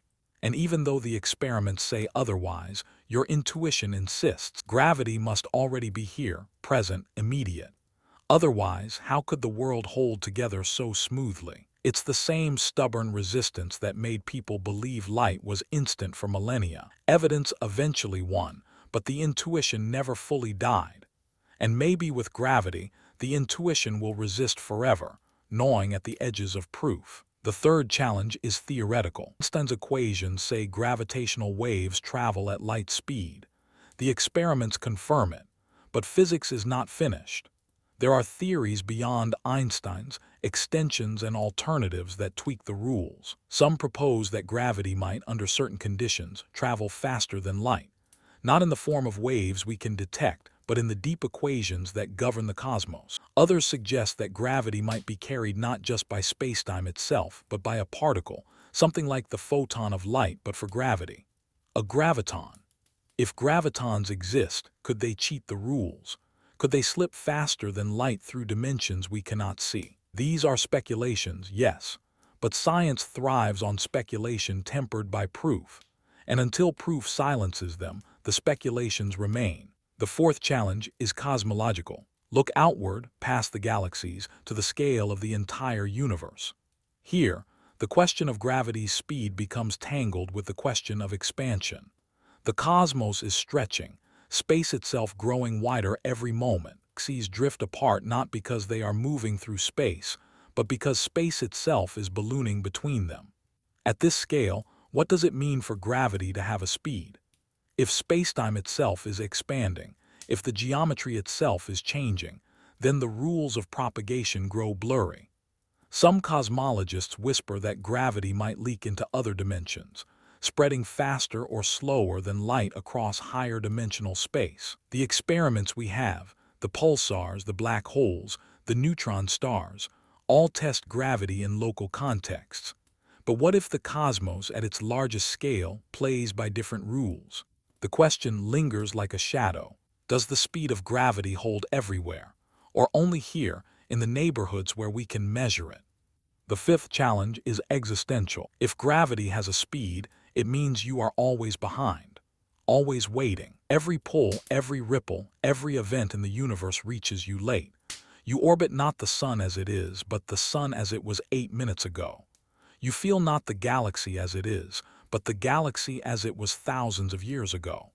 You live in a delayed world, a world where nothing is present, only past, and yet your body resists that truth.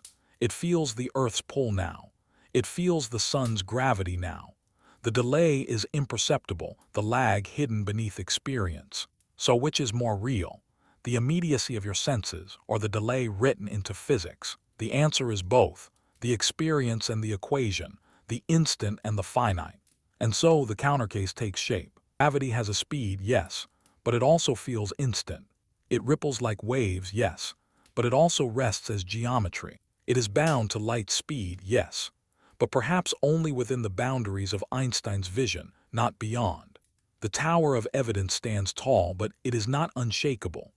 There are cracks in the mortar, places where philosophy, intuition, theory, and cosmology wedge their doubts. And perhaps that is what keeps the question alive.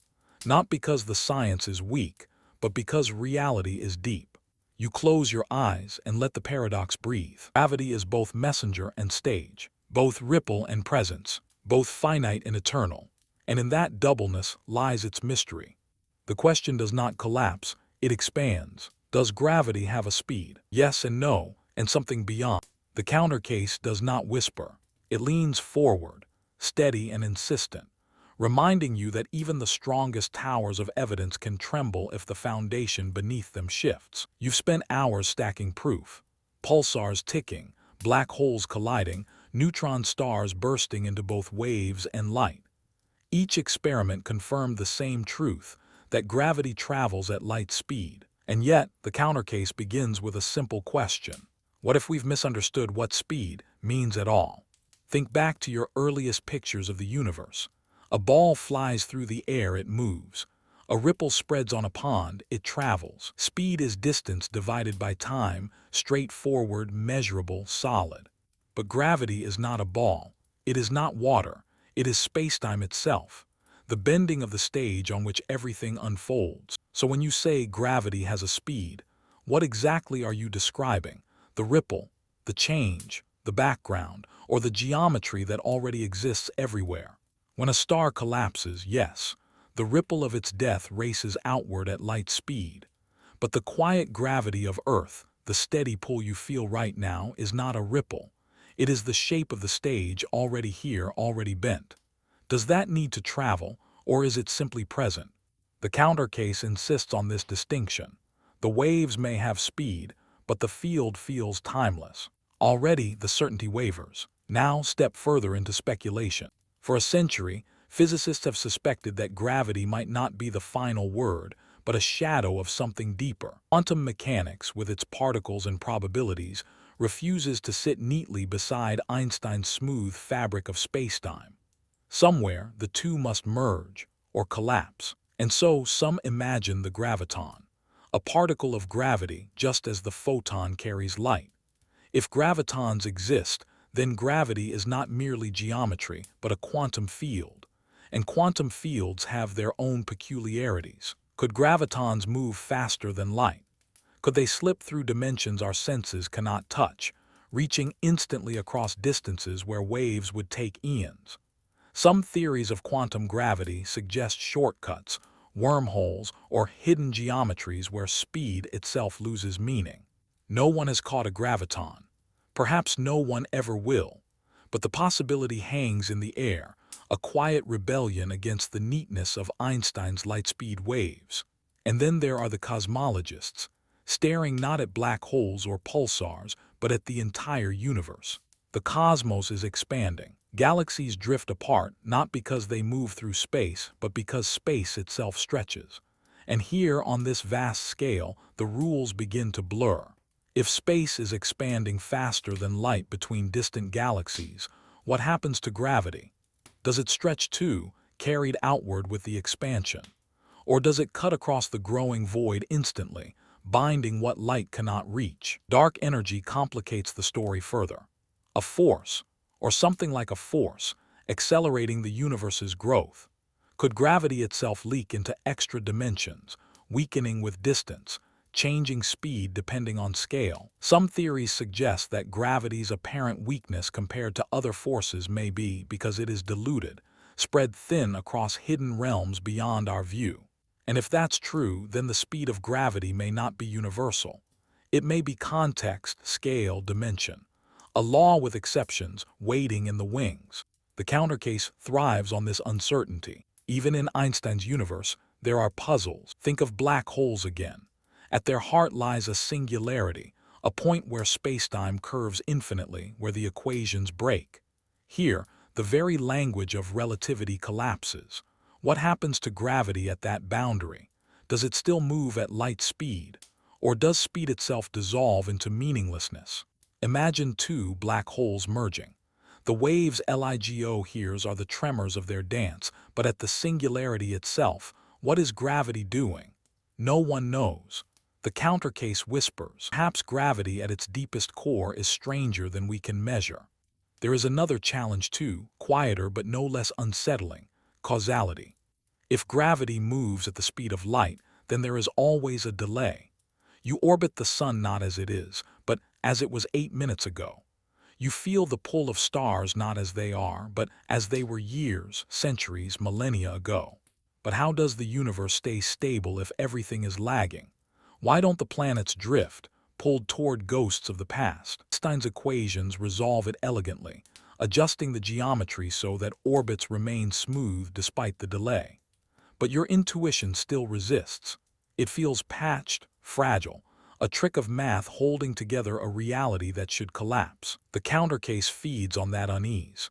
Maybe the math is right, but maybe it hides something deeper, something unresolved. And so you return to the paradox. Gravity has a speed, the experiments confirm it, the equations demand it, and yet the countercase whispers doubt. What if the geometry is already present, not moving at all?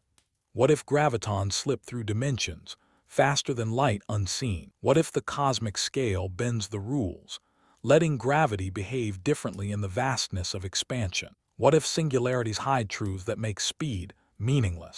What if orbits only appear stable because we've overlooked some deeper mechanism, beyond even Einstein? Each doubt is a crack in the certainty. Each crack opens into another possibility, and that is the strange beauty of science. Even the most solid answers are never absolute. They are provisional, conditional, waiting for the next experiment, the next idea, the next leap of imagination. Gravity moves at light speed, until one day we discover it doesn't. The countercase is not proof. It is reminder. Reminder that truth is not a fortress but a bridge strong enough to hold you, yet always open to repair, revision, rebuilding. You close your eyes and breathe in the uncertainty. The pencil still falls. The planets still orbit. The tides still rise. But now, gravity feels less like a solved mystery and more like a riddle still unfolding. Doubt lingers like a shadow at the edge of certainty.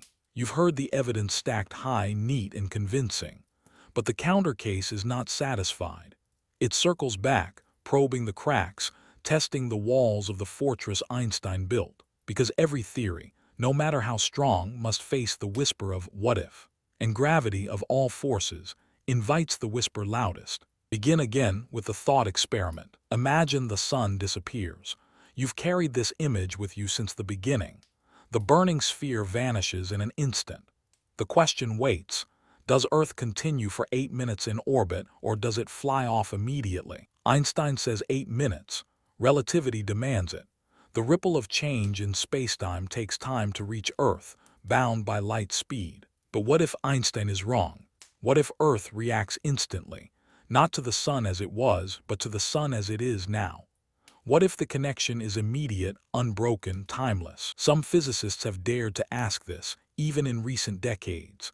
They argue, perhaps gravity is not a signal at all, not a ripple or a wave, but a direct relationship between objects. Perhaps distance doesn't matter. Perhaps matter simply knows where other matter is in real time.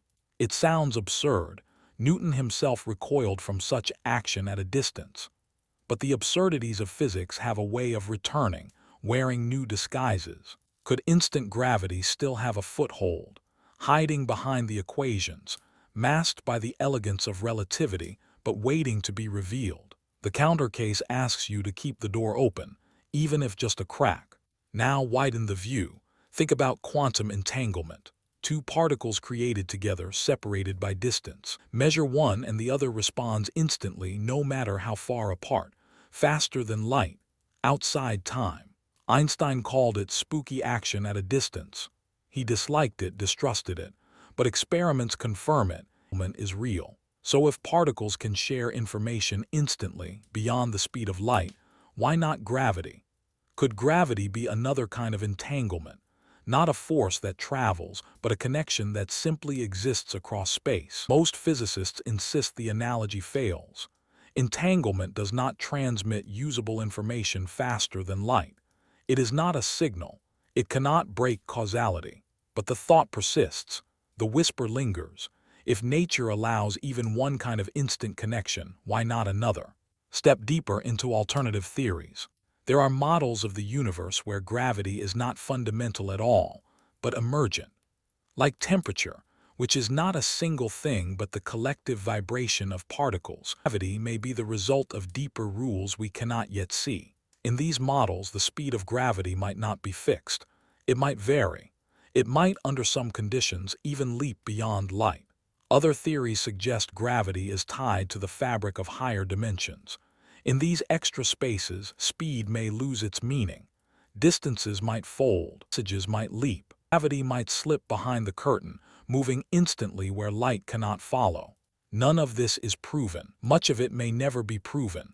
But the counter case is not about proof, it is about possibility. And then there is the practical challenge. LIGO has heard black holes collide. Telescopes have timed pulsars. The solar system has confirmed Einstein's predictions, but all of these measure gravity under certain conditions: waves from distant cataclysms, orbits in local systems, ripples in spacetime at light speed. What about the everyday pull of gravity, the quiet binding of Earth to sun, sun to galaxy, galaxy to cluster? No experiment has measured the speed of that.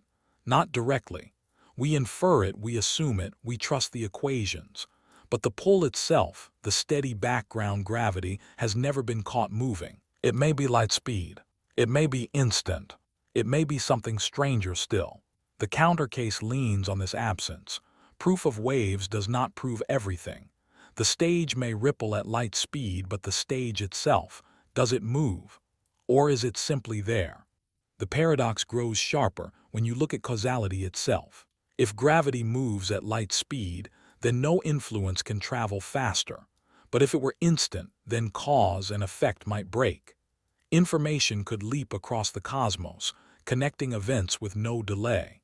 That would destroy relativity, yes, but relativity itself might not be the final word. Quantum mechanics already gnaws at its edges, forcing contradictions at the smallest scales. The search for quantum gravity, the theory that will unify the two, may reveal that both are incomplete. And if relativity collapses, who is to say the speed of gravity will remain bound? The counter case reminds you, our current answers may be temporary, beautiful, precise, convincing, but temporary. You lean back and let the doubts gather around you. They don't erase the evidence, but they change its shape. Gravity moves at light speed, the experiments say. But what if gravity does not move at all? What if it is already everywhere? What if its speed is not a number, but a misunderstanding of the question itself? The thought is unsettling, but it is also freeing, because science is not about locking doors. It is about keeping them ajar, letting light and doubt and possibility seep in. You imagine again the sun, Earth, and the 8-minute gap. Einstein says you orbit the past. Newton's ghost whispers you orbit the present. Quantum entanglement hints that maybe both could be true. And in that tension, your mind rests. Because the countercase is not about tearing down what you've learned. It is about reminding you that even the strongest theories are provisional. That certainty is always thinner than it looks. That the universe, vast and strange, will never be fully caged by equations. You feel the floor beneath you, Earth's gravity holding you steady. You know the science says this pull updates at light speed, rippling outward from Earth's mass. And yet it feels instant, unmediated, absolute. Both truths coexist, the measured and the felt, the proven and the perceived. And maybe that is the deepest countercase of all. Not that Einstein was wrong, not that Newton was right, but that the question, does gravity have a speed, may not have a single answer. It may always be both. Ripple and presence, wave and stage, delay and immediacy. Doubt, once invited, does not leave politely. It lingers in the corners, waiting to be noticed again. You've stacked the evidence high, and yet the countercase has pulled it apart, piece by piece, showing you how fragile certainty can be. And now, in this final stretch of doubt, the questions grow stranger still. Start again with the sun. It disappears, an impossible thought, but one you cannot stop circling. Einstein insists. Earth orbits the sun's past position, 8 minutes delayed. The ripple of disappearance takes time to reach you. But some physicists argue differently. They say, Earth does not orbit the past, it orbits the now. The sun's gravity is already present, updated instantly, no delay. How can that be? They point to the way Einstein's equations actually work, subtle corrections that account for motion, bending, and geometry. Some interpretations say these corrections effectively cancel the delay, making the pull feel instantaneous. So the evidence says gravity travels at light speed. But the math can also be read to say gravity feels instant. Both answers fit, depending on how you frame the question. And suddenly you realize, perhaps the question itself is wrong. Perhaps does gravity have a speed is like asking what is the speed of stillness? Or how far does blue travel? Maybe it makes sense only in part and misleads in whole.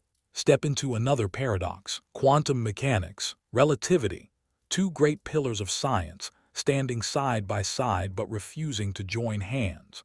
Relativity says gravity is the geometry of space-time, smooth and continuous. Quantum mechanics says the universe is granular, probabilistic, full of jumps and uncertainties. What happens when you press them together? Some theories suggest gravity may not be smooth after all. It may flicker, pixelated, woven of tiny quantum units.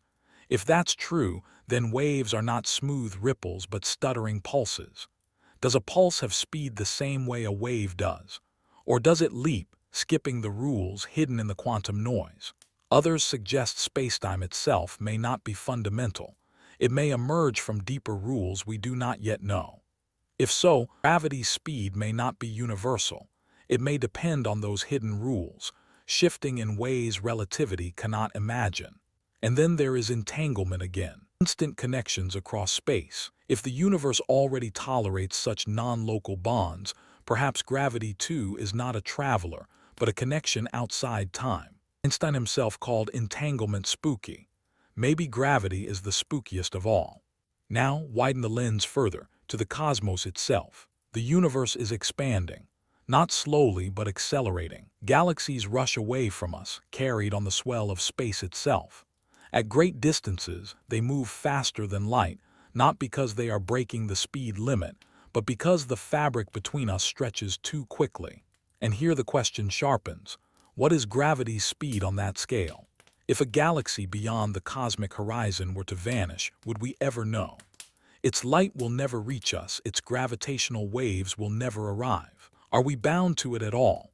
Or is gravity, at the largest scales, instantaneous, ignoring horizons and delays? No one knows. The experiments are too young, too local, too small. LIGO listens, yes, but only to nearby cataclysms. The expansion of the universe remains silent, mysterious, beyond the reach of instruments. Here the countercase finds its strongest foothold. Evidence holds locally, but the cosmos may play by other rules. And then consider black holes again. They are objects so dense that nothing escapes, not even light. And yet they merge, they ripple, they shout across space-time with gravitational waves. But what happens inside? What happens at the singularity, where equations break, where infinities explode, where geometry itself collapses? If gravity has a speed, does it still have one there? Or is speed itself meaningless? Does space-time ripple or does it end? The evidence we have stops at the horizon. Beyond that, silence. Gravity may move at light speed in the world we can measure, but inside the darkness of a singularity, all bets are off. The countercase thrives in that silence. Now let the questions grow existential. If gravity has a speed, it means we are always behind, always delayed, always orbiting shadows of the past. But if gravity were instant, it would mean something even stranger, that the universe is already stitched together everywhere all at once. No delay, no separation, no distance that matters. Instant gravity would be a kind of cosmic telepathy, every particle aware of every other, not through travel, but through connection. Is that absurd? Perhaps. But it is also poetic. It suggests a universe less like a machine, more like a mind. And if quantum entanglement hints at such instant bonds, maybe gravity does too. You let yourself drift in these paradoxes. The evidence says one thing, the countercase another. Proof points one way, possibility another. So which is it? Does gravity ripple at light speed, or does it stretch instantly across the cosmos? Is it a wave, a particle, a geometry, or something deeper still? Perhaps it is all of these at once, perhaps it is none. The countercase is not about tearing down the evidence. It is about reminding you that even the strongest truths are provisional. That science lives not in answers but in questions. That certainty is always thinner than it looks. You close your eyes. You feel the pull of Earth, steady, grounding. You imagine the sun, its gravity holding you in orbit. You picture distant galaxies, black holes colliding, waves rippling outward across eons. The science tells you those ripples move at light speed. The countercase whispers they might not. And so you live in the tension, the measured and the imagined, the proven and the possible, the ripple and the presence. The question remains, heavy and open. Does gravity have a speed? Yes and no, and something beyond both. The countercase has left you unsettled, disoriented, stripped of easy answers. And that is exactly what it was meant to do. Because from this brokenness, the weaving can begin. You've walked through doubt. You've carried the tower of evidence in one hand and the shadows of counterarguments in the other. The weight of both pulls you down, heavy but clarifying. And now, at last, you arrive at the place between. The place where evidence and paradox meet. The place where the story of gravity's speed does not end, but becomes something more subtle. This is the beginning of synthesis. Start with what you know. The experiments are undeniable. Pulsars ticking, orbits shrinking, black holes colliding, neutron stars bursting in waves and light. Every test, every observation points the same way. Gravity does not act instantly.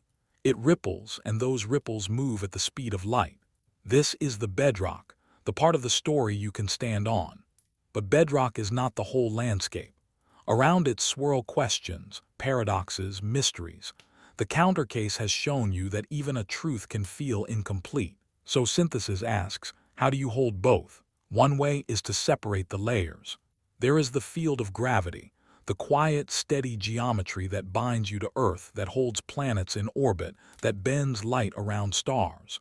This field is not a message flying across space. It is the shape of spacetime itself already here. It does not need to travel. It simply is. And then there are changes in that field, the ripples, the tremors, the waves. When a star collapses or two black holes merge, the disturbance spreads outward. That change does have a speed, the speed of light.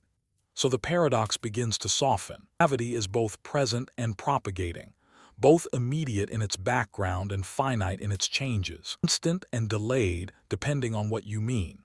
You feel the relief of this. The contradiction does not vanish, but it becomes livable, like two melodies overlapping, dissonant alone but harmonious together. Another way to synthesize is to shift perspective. Ask not, does gravity have a speed, but what is speed without gravity? Because gravity is not just another force. It is the architecture of space-time, the very arena in which speed exists. Light moves at 186,000 miles per second not because of something external, but because that is the rhythm space-time allows. Gravity and speed are inseparable. Gravity doesn't just obey the cosmic speed limit, it defines it. So when you ask whether gravity has a speed, you are really asking whether the stage can move across itself. And the answer is subtle. The stage does not move, but it can ripple. The ripple has speed.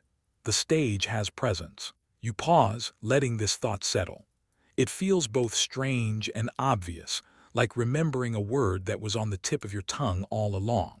Synthesis also means accepting scale. In daily life, gravity feels instant. The pencil falls, the earth pulls, the sun holds. You never sense the delay because the scale is too small, the difference too slight. On cosmic scales, the delay becomes real. Black holes merge, neutron stars collide, and the ripples take millions of years to reach us. We live in the wake of their past, so both experiences are true. Locally, gravity feels immediate. Universally, it is bound by light speed. Instant here, delayed there. Both truths held together by scale. And then there is philosophy. The countercase asked whether speed is even the right word. Synthesis answers, perhaps not, but it is the word we have. Human language is always straining to capture realities larger than itself. When you say gravity has a speed, you mean its ripples do. When you say gravity is instant, you mean its field feels ever present. Both statements are true in their own way, incomplete on their own, fuller together. It is less a contradiction than a reminder. The universe is larger than language. Synthesis also invites humility. Every great theory in history was once the final word, until it was. Ptolemy's circles gave way to Copernicus's sun. Newton's forces gave way to Einstein's curves. Einstein himself may one day give way to something deeper, perhaps a theory of quantum gravity that we cannot yet imagine. So even as you accept the evidence that gravity ripples at light speed, you also hold open the possibility that the story will shift again. Not because the evidence is wrong, but because truth is always larger than any snapshot of it. You let your mind wander now, weaving the pieces together. You picture the sun bending spacetime around it, Earth rolling along the curve, not pulled by a rope but guided by geometry. That geometry is here, immediate, unbroken. You picture two black holes colliding, their merger sending ripples outward. Those ripples race at light speed, crossing eons, trembling through detectors on Earth. That change is not instant. It moves, it propagates. You picture quantum entanglement, particles connected across distance, reminding you that instant connection may exist in other guises. Perhaps gravity shares something with that strangeness. You picture the expansion of the universe, galaxies fleeing, horizons forming, mysteries hidden forever beyond our reach. Perhaps gravity behaves differently there, perhaps not. The question remains open. And in this weaving, you find not contradiction but complement. The synthesis does not silence the question, it deepens it. Gravity has a speed, yes. Its waves move at light speed. But gravity is also presence, geometry, stage. That part does not travel, it simply is. And in the balance between those truths, you find peace. You close your eyes and feel Earth's pull. You imagine the sun's spacetime valley, holding you in orbit. You picture the waves still on their way, carrying news of events you will never see. The evidence is firm, the doubts are alive, the synthesis is patient. Does gravity have a speed? Yes and no, and yes again. Synthesis means living with both. the certainty of evidence, the unease of paradox, the measured ripple and the felt immediacy. It is not about choosing one truth over another, but about holding them together, side by side, like two hands clasped, like two notes forming harmony. And so when you ask again, does gravity have a speed? The answer is not simply yes, not simply no. It is yes and no. It is the ripple and the stage. It is the delay and the presence. And the more you sit with that doubleness, the more it reveals. Begin with time. If gravity ripples at light speed, then every connection you feel to the universe is delayed. Earth is not bound to the sun as it is, but as it was 8 minutes ago. Galaxies do not tug on each other as they are now, but as they were millions of years ago. You live in the past, always inevitably. Every pull, every orbit, every curve is a memory made solid. The universe you feel is not the present, but the echo of what has already happened. And yet to you it feels immediate. You feel Earth's pull now, not 8 minutes late. You feel the sun's warmth in your chest, not delayed by its journey. You feel the ground beneath you, unhesitating, absolute. So what is the present? Is it what your body feels, or what physics measures? The synthesis whispers both. The present is layered. For you, it is now. For the universe, it is always just behind. Think next about connection. If gravity has a speed, then it is not the instant web you once imagined. The cosmos is not stitched together all at once, everywhere, but through ripples that take time. The universe is a network of messages, each one delayed, each one arriving late. And yet that delay is invisible to you, imperceptible. The world holds together as if stitched instantly, seamlessly. It is as though reality is both delayed and immediate, fractured and whole. That doubleness reflects something deeper. The universe is not built for your intuition. It is built to exist. And existence does not ask permission to be strange. Now consider meaning. If every pull is delayed, if every orbit is a memory of a past position, then the universe itself is an archive. Every moment is built on the shadow of the one before. You are always living in echoes. This might sound unsettling at first, like you are never quite present, never quite caught up. But sit with it longer and it becomes something else. A reminder that time itself is not static, that you are always moving, always receiving, always in a flow of becoming. Gravity's speed is a teacher of patience. It tells you that even the most fundamental forces of reality take time, that the universe is not instant but unfolding. And perhaps that is the deeper truth. Life itself is delay, seeds waiting to sprout, stars waiting to ignite, bodies waiting to grow. Gravity, too, is delay, waves traveling across eons, connections reaching you only when they are ready. Step now into scale. On Earth, the delay is imperceptible. The pencil falls, the tide rises, the body stays anchored. Gravity feels instant, steady, absolute. Across galaxies, the delay becomes real. Black holes merge, and billions of years later, their waves wash through you. Stars collapse, and their ripples arrive long after the stars themselves have gone. So the truth depends on where you stand. Locally, gravity feels timeless. Universally, it is bound by delay. That is synthesis. The truth is scale-dependent. What is instant here is not instant there. What feels eternal in your body is finite in the cosmos. And what of causality? If gravity moves at light speed, then the universe obeys an order. Cause leads to effect, never the other way around. A black hole's ripple leaves, and only later does it arrive. The sun bends space, and only later do we feel the curve. But in your experience, effect feels simultaneous. The pencil falls as soon as you let it go. Cause and effect merge. So which is true? Synthesis whispers, both again. Causality is layered. On one level, the equations enforce delay.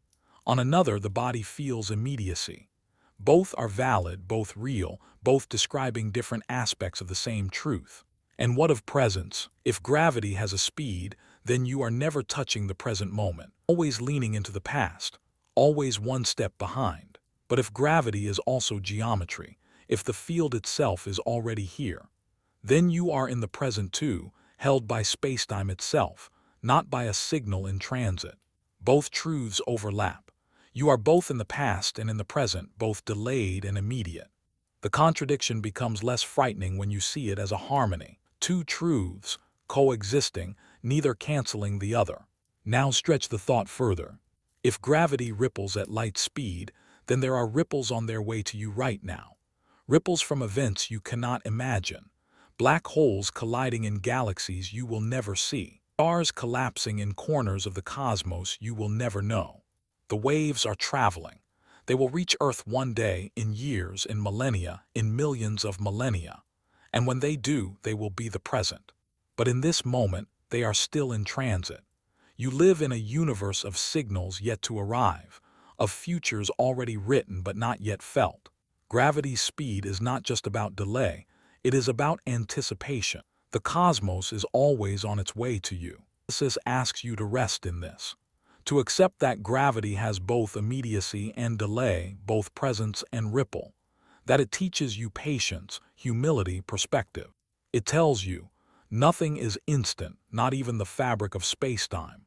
And yet, everything feels instant because your senses are too small to catch the lag. So you live in both worlds at once, the immediate and the delayed, the present and the past. And in that doubleness lies the beauty of the question. Does gravity have a speed? Yes, light speed. And also no, the field itself is already here. Two truths braided together. By now the question has changed. It no longer feels like a puzzle about numbers or equations. It feels like a mirror held up to your place in the universe. Does gravity have a speed? Yes, the evidence says. Yes, the ripples whisper as they wash across detectors on Earth. Yes, the light speed law insists. But the meaning of that yes is larger than physics. It stretches into philosophy, into existence itself. Because when you accept that gravity has a speed, you begin to see distance and connection differently. You begin to see yourself differently. Start with distance. If gravity takes time to travel, then the universe is not seamless. It is stitched together with delays. Every planet, every star, every galaxy is not connected in the present, but through echoes of the past. The sun you orbit is not the sun that exists right now. The galaxy you belong to is not the galaxy that exists right now. The universe you feel is already gone, already changed, already older than the signals arriving to you. At first this feels unsettling. You want immediacy.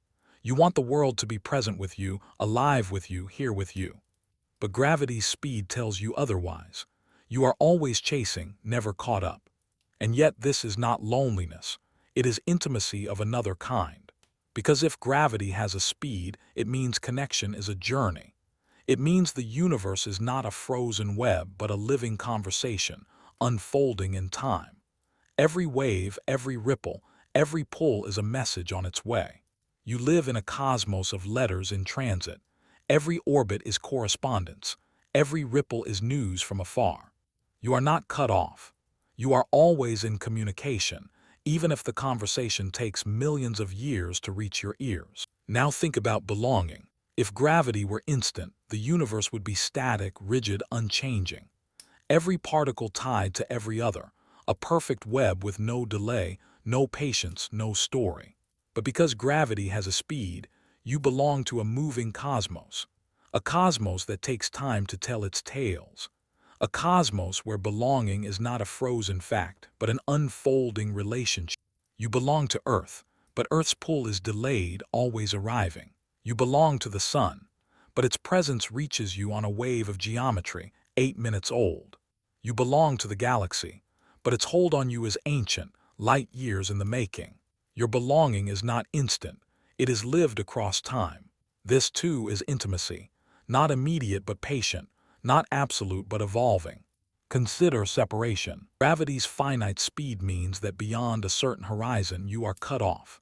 Galaxies too far away expand faster than their gravity or their light can ever reach you. You will never feel their pull, never see their stars, never receive their waves. They are lost to you forever. At first this feels like loss. The universe is vast, but you cannot have all of it. Whole swaths of existence are sealed away by distance, hidden behind horizons you can never cross. But in another way, this is belonging again, because what you can feel is astonishing. The sun, 93 million miles away, holds you in orbit. The moon, 250,000 miles away, stirs the oceans into tides. Black holes, billions of light years away, ripple spacetime across your body. Even across impossible distances, the cosmos still touches you. Yes, some things are lost beyond reach, but what remains connected is enough to overwhelm. Now reflect on time. If gravity has a speed, then you live in delay, always late, always behind. But delay is not absence, delay is patience, delay is unfolding. When you see a star in the night sky, you are seeing it as it was.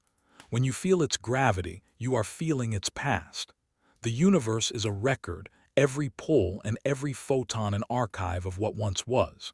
You are never in the present, but you are always surrounded by history, always cradled in memory. And perhaps this is not a flaw but a gift, because delay allows you to live in story, to see not just what is but what was, to belong not just to the present moment but to the river of time itself. Gravity's speed is not an imperfection, it is narrative. Pause now. Feel the weight of Earth pressing you into your seat. Imagine the sun bending space-time, its presence reaching you 8 minutes late. Imagine distant galaxies tugging you with ancient hands, their gravity already older than you can imagine. And imagine the waves still on their way. Black holes colliding, stars collapsing, messages rippling across the void. They have not arrived yet, but they will. The universe is not silent, it is simply slow. And in that slowness lies its beauty. Synthesis teaches you this. Science is not about collapsing paradox into certainty. It is about living inside paradox, letting certainty and doubt coexist, weaving them into meaning. Gravity has a speed. That speed is the speed of light. But gravity also feels instant. Its field is presence. Both truths hold, and both are needed. You are delayed, and you are present. You are separated, and you are connected. You are small, and you belong to the vast. And now, perhaps, you begin to feel the poetry of it. The universe is not stitched together instantly like a rigid web. It is stitched together in time like music. Every ripple, every orbit, every pull is a note, arriving in rhythm. Together they form a symphony, a cosmic song still unfolding. You are not outside the song. You are inside it. You are one of its notes. Your own mass bends space-time faintly, sending ripples outward, carrying your presence into the universe. You belong to the cosmos not because you are at its center, but because you are woven into its fabric. You bend it. You ripple it. You add your voice to its choir. And that voice, too, has a speed. You close your eyes. The evidence still holds. The countercase still lingers. The synthesis rests between them, unhurried. Gravity has a speed. And the meaning of that speed is not just physical, it is existential. It tells you you are connected across time. You are delayed but never lost. You are separated but never alone. It tells you patience is written into the universe. Nothing arrives instantly. Everything takes time, even gravity, even light, even love. And in that patience, you find belonging. By now, the question has carried you far. Does gravity have a speed? You began with simplicity. Yes or no, instant or delayed, a child's puzzle dressed in cosmic clothing. You wandered through broken intuition where the obvious crumbled. You stacked evidence, building a tower of proof. You circled the countercase, where doubt whispered that even proof can be incomplete. And now you sit in the synthesis, where contradiction no longer feels like a threat but like a companion, where the question is not closed but deepened. This is the place where science and wonder merge. Think of what you've learned. Gravity ripples at light speed. The experiments prove it. Black holes colliding, neutron stars bursting, spacetime trembling, each one sending waves that take time to arrive. Gravity is not instant. It moves. It waits. But gravity is also presence. The field itself is here, already shaping the stage beneath your feet. Earth holds you now. The sun bends space now. The geometry is present even if the ripples travel.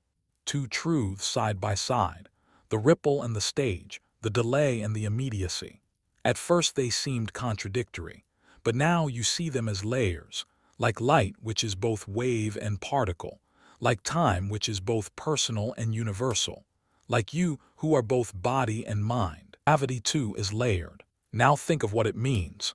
If gravity has a speed, then you are always late, always orbiting shadows of the past, always receiving ripples long after the events have ended. And yet, you belong to those events still. Black holes that merged before Earth was born still touch you.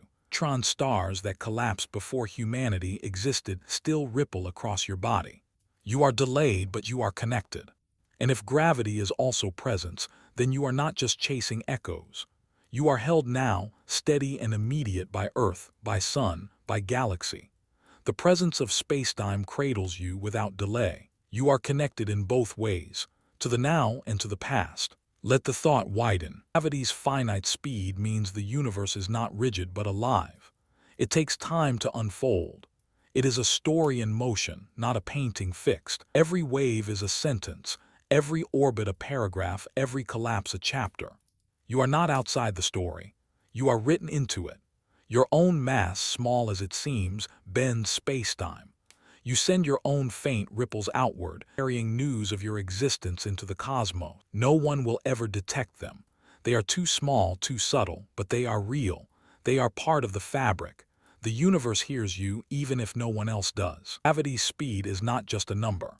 It is a reminder that even silence has motion, even stillness sends ripples, even presence travels. Now look again at the paradoxes. Instant or delayed, both. The field is present, the ripples move. Connection or separation, both. Some galaxies are lost beyond horizons, but countless others still touch you. Present or past, both. You feel Earth now, but the cosmos always arrives late. This doubleness is not confusion. It is depth. The universe is layered, and you are part of its layers. And then, consider what it means for life. If nothing is instant, if everything takes time, then patience is not weakness. It is law. Every seed waits to sprout. Every star waits to shine. Every connection waits to be felt. Gravity itself waits. It carries its messages slowly, at light speed, no faster, no slower. The universe is not a place of immediacy, but of unfolding. And so are you. You are not instant. Your growth, your understanding, your becoming, each takes time.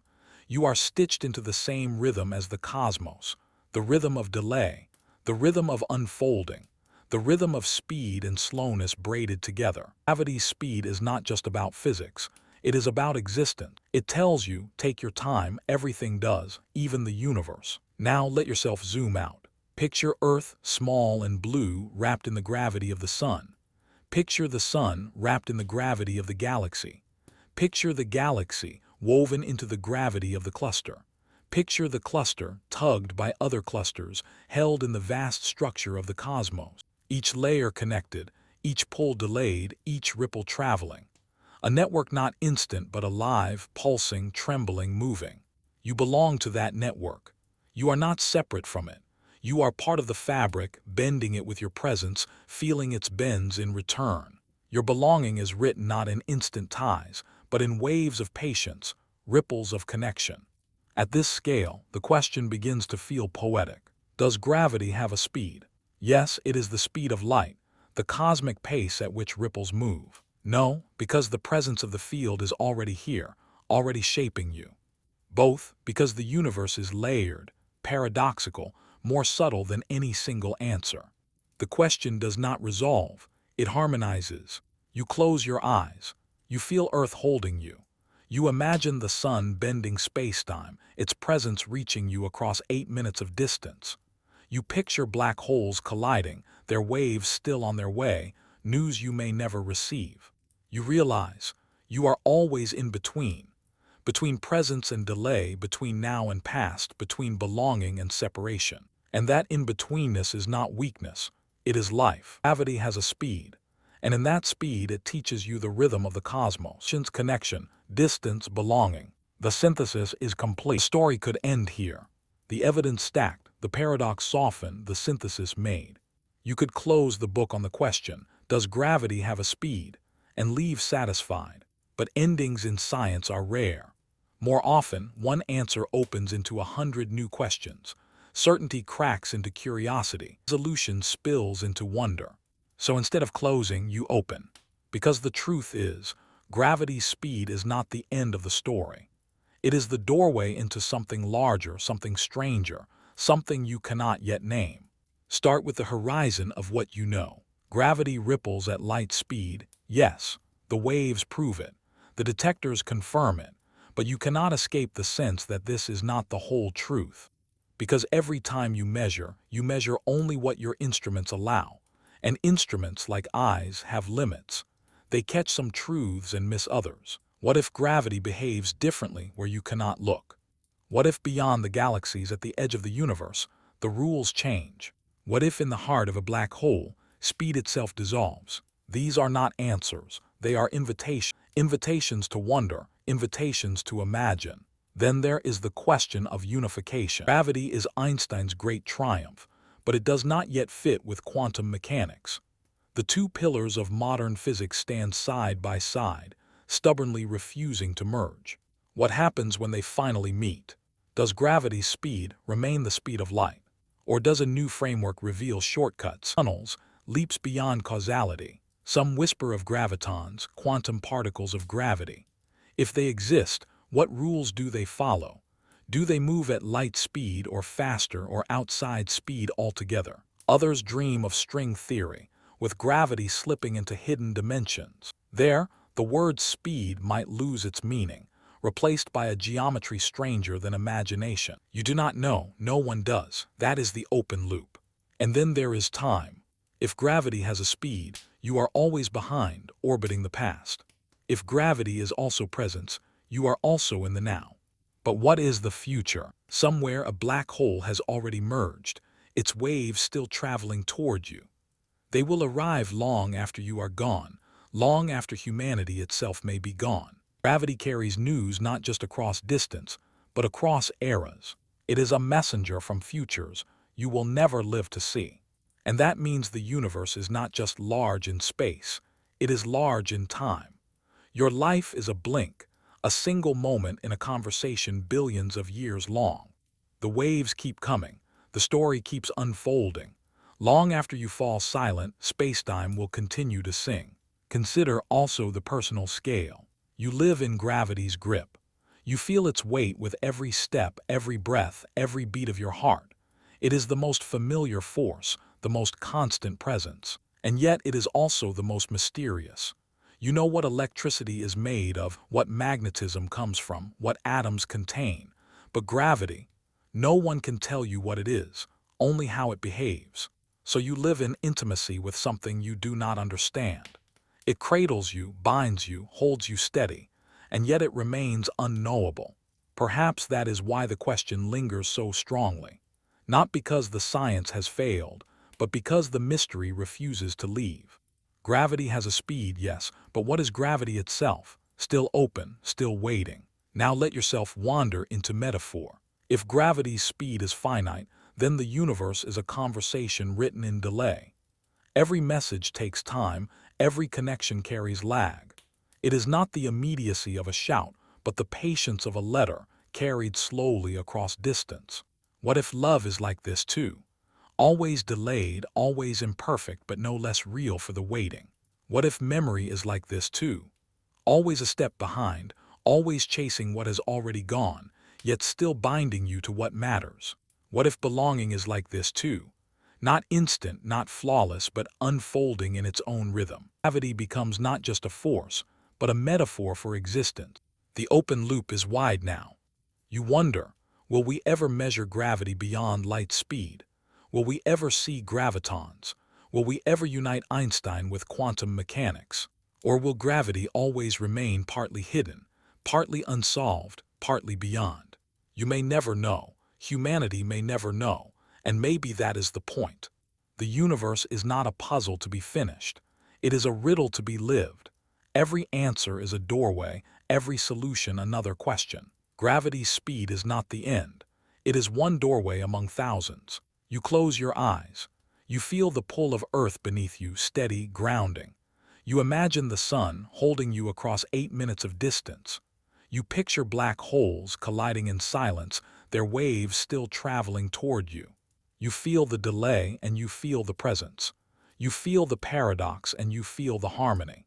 And you realize the question is not solved. The question is alive. Does gravity have a speed? Yes, no, yes again, something else. The story does not close, it opens. You've traveled far. From the first question, does gravity have a speed?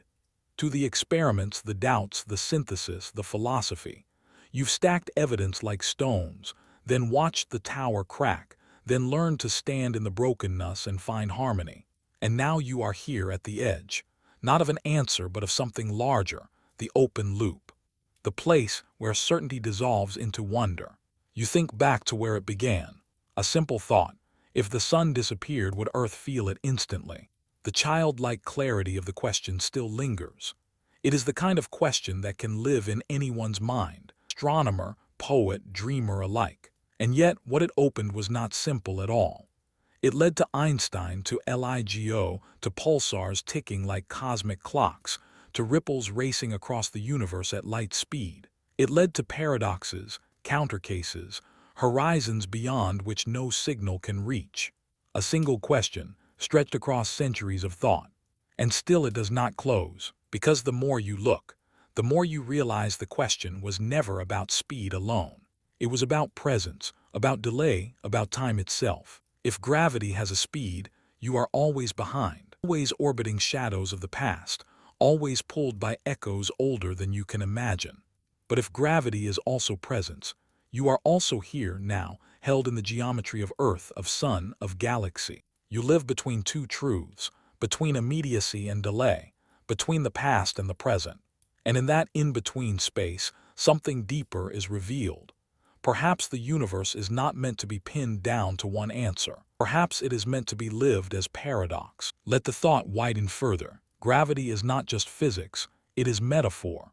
It is the reminder that even the most constant forces take time, that nothing is instant, that every connection, every pull, every wave is a journey. You belong to others in the same way. Not instantly, not perfectly, but through delays, through echoes, through ripples carried over time. Every word you speak takes time to be heard. Every gesture you make takes time to be felt. Every bond you share takes time to unfold. Gravity is not just the binding of masses. It is the patience of connection. And then there is mystery. Even now, after all the experiments, no one can tell you what gravity is. Not in the way we know what atoms are, what photons are, what forces push and pull. Gravity remains strange. Not a substance, not a particle we've caught, not a field we fully understand. Just curves, ripples, equations, and questions. Does gravity emerge from quantum rules, or from hidden dimensions? Does it break down inside black holes, or at the edge of the universe? Is its speed always light speed, or does that answer fray at scales we cannot touch? You don't know, humanity doesn't know, and maybe it never will. And yet that unknowing is not emptiness. It is invitation, an open loop drawing you forward. Pause now. Close your eyes. Feel the ground beneath you, Earth's gravity holding you steady. Imagine the sun, its space-time valley cradling your orbit. Imagine galaxies tugging faintly on you, their pull ancient, their waves still on their way. The universe is touching you, everywhere always, though never instantly. You are stitched into its fabric, not by rigid threads but by ripples and presence, by patience and delay. You are both here and late, both small and woven into vastness. You belong. And so the question returns, one last time. Does gravity have a speed? Yes, it ripples at light speed, racing across spacetime like a silent wave. No, its field is presence, already here, already shaping you. Both, the ripple and the stage, the past and the present, the delay and the immediacy. The answer is not resolution. The answer is paradox. And paradox is not failure. It is depth. It is invitation. It is the universe reminding you that wonder always outlives certainty. You breathe slowly, sinking into the rhythm of the thought. You imagine distant black holes, merging in silence. Their waves are on their way, messages written in spacetime itself, traveling across billions of years. They will arrive one day, long after tonight, long after you are gone. And when they do, Earth will tremble with their news. You imagine stars collapsing in distant galaxies, their ripples stretching outward, carrying stories of endings and beginnings. Some are still traveling, some have already passed, some will never arrive. You imagine the fabric of the cosmos, alive with waves, alive with presence, alive with patience. And you realize you are part of that fabric. Your own existence bends space-time, faintly but truly, sending your presence outward. You too ripple. The story does not close. It widens, opens, expands beyond your reach. Gravity has a speed, and that speed carries not just waves but questions, not just answers but wonder. You drift now, held by Earth, bound by sun, touched by galaxies. You are small, delayed, finite. And yet you are also infinite in belonging, infinite in connection, infinite in the paradox you carry. Does gravity have a speed? Yes. No. Yes again. Something beyond all of them.